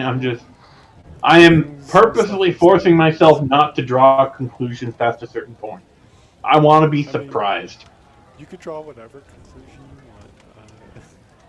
What I will say, something I liked, is that no one seemed like they necessarily hated the fact that Nia died.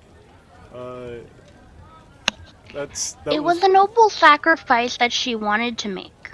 yeah. It was one thing that I was kind of nervous about implementing. I will admit, Uh, just because I know, especially for Belvy, that's a very like intimate character for his backstory. Um, or for her backstory rather. So I I was mean, very nervous about putting it in, but yeah, it's you hush. there are already things I'm that I not saying know have anything. happened, and those things that have happened may be altered depending on what I learn about from the main story. We'll see. Um, so that's what I liked. Is Tried so hard. I'm glad that no one seemed at least overtly upset by it, and if Magnus was, It made me sad. yeah, I'm not angry though. I think we're gonna lose characters. It's the end of the world. yeah, We're and I coming to the mean, end of the world. We're gonna lose people. and it's also D&D, right? So It's also D&D, yes. yeah, but yeah, uh, ah, it's just oh, I will admit, the reason Arnaldur attacked was because of what I witnessed, and Arnaldur would have seen that and went, oh, I don't have any more time. I see. Yeah. Thankfully, I will say, thankfully, y'all at least alerted Sky to the fact that the thing was happening in the first place. Otherwise, who knows if he would have been able to get there. What I disliked, and that we can't continue. I want to just keep going. But next session, and then we'll have a 2-week break, and it'll be great. Yeah. Oh. Yeah.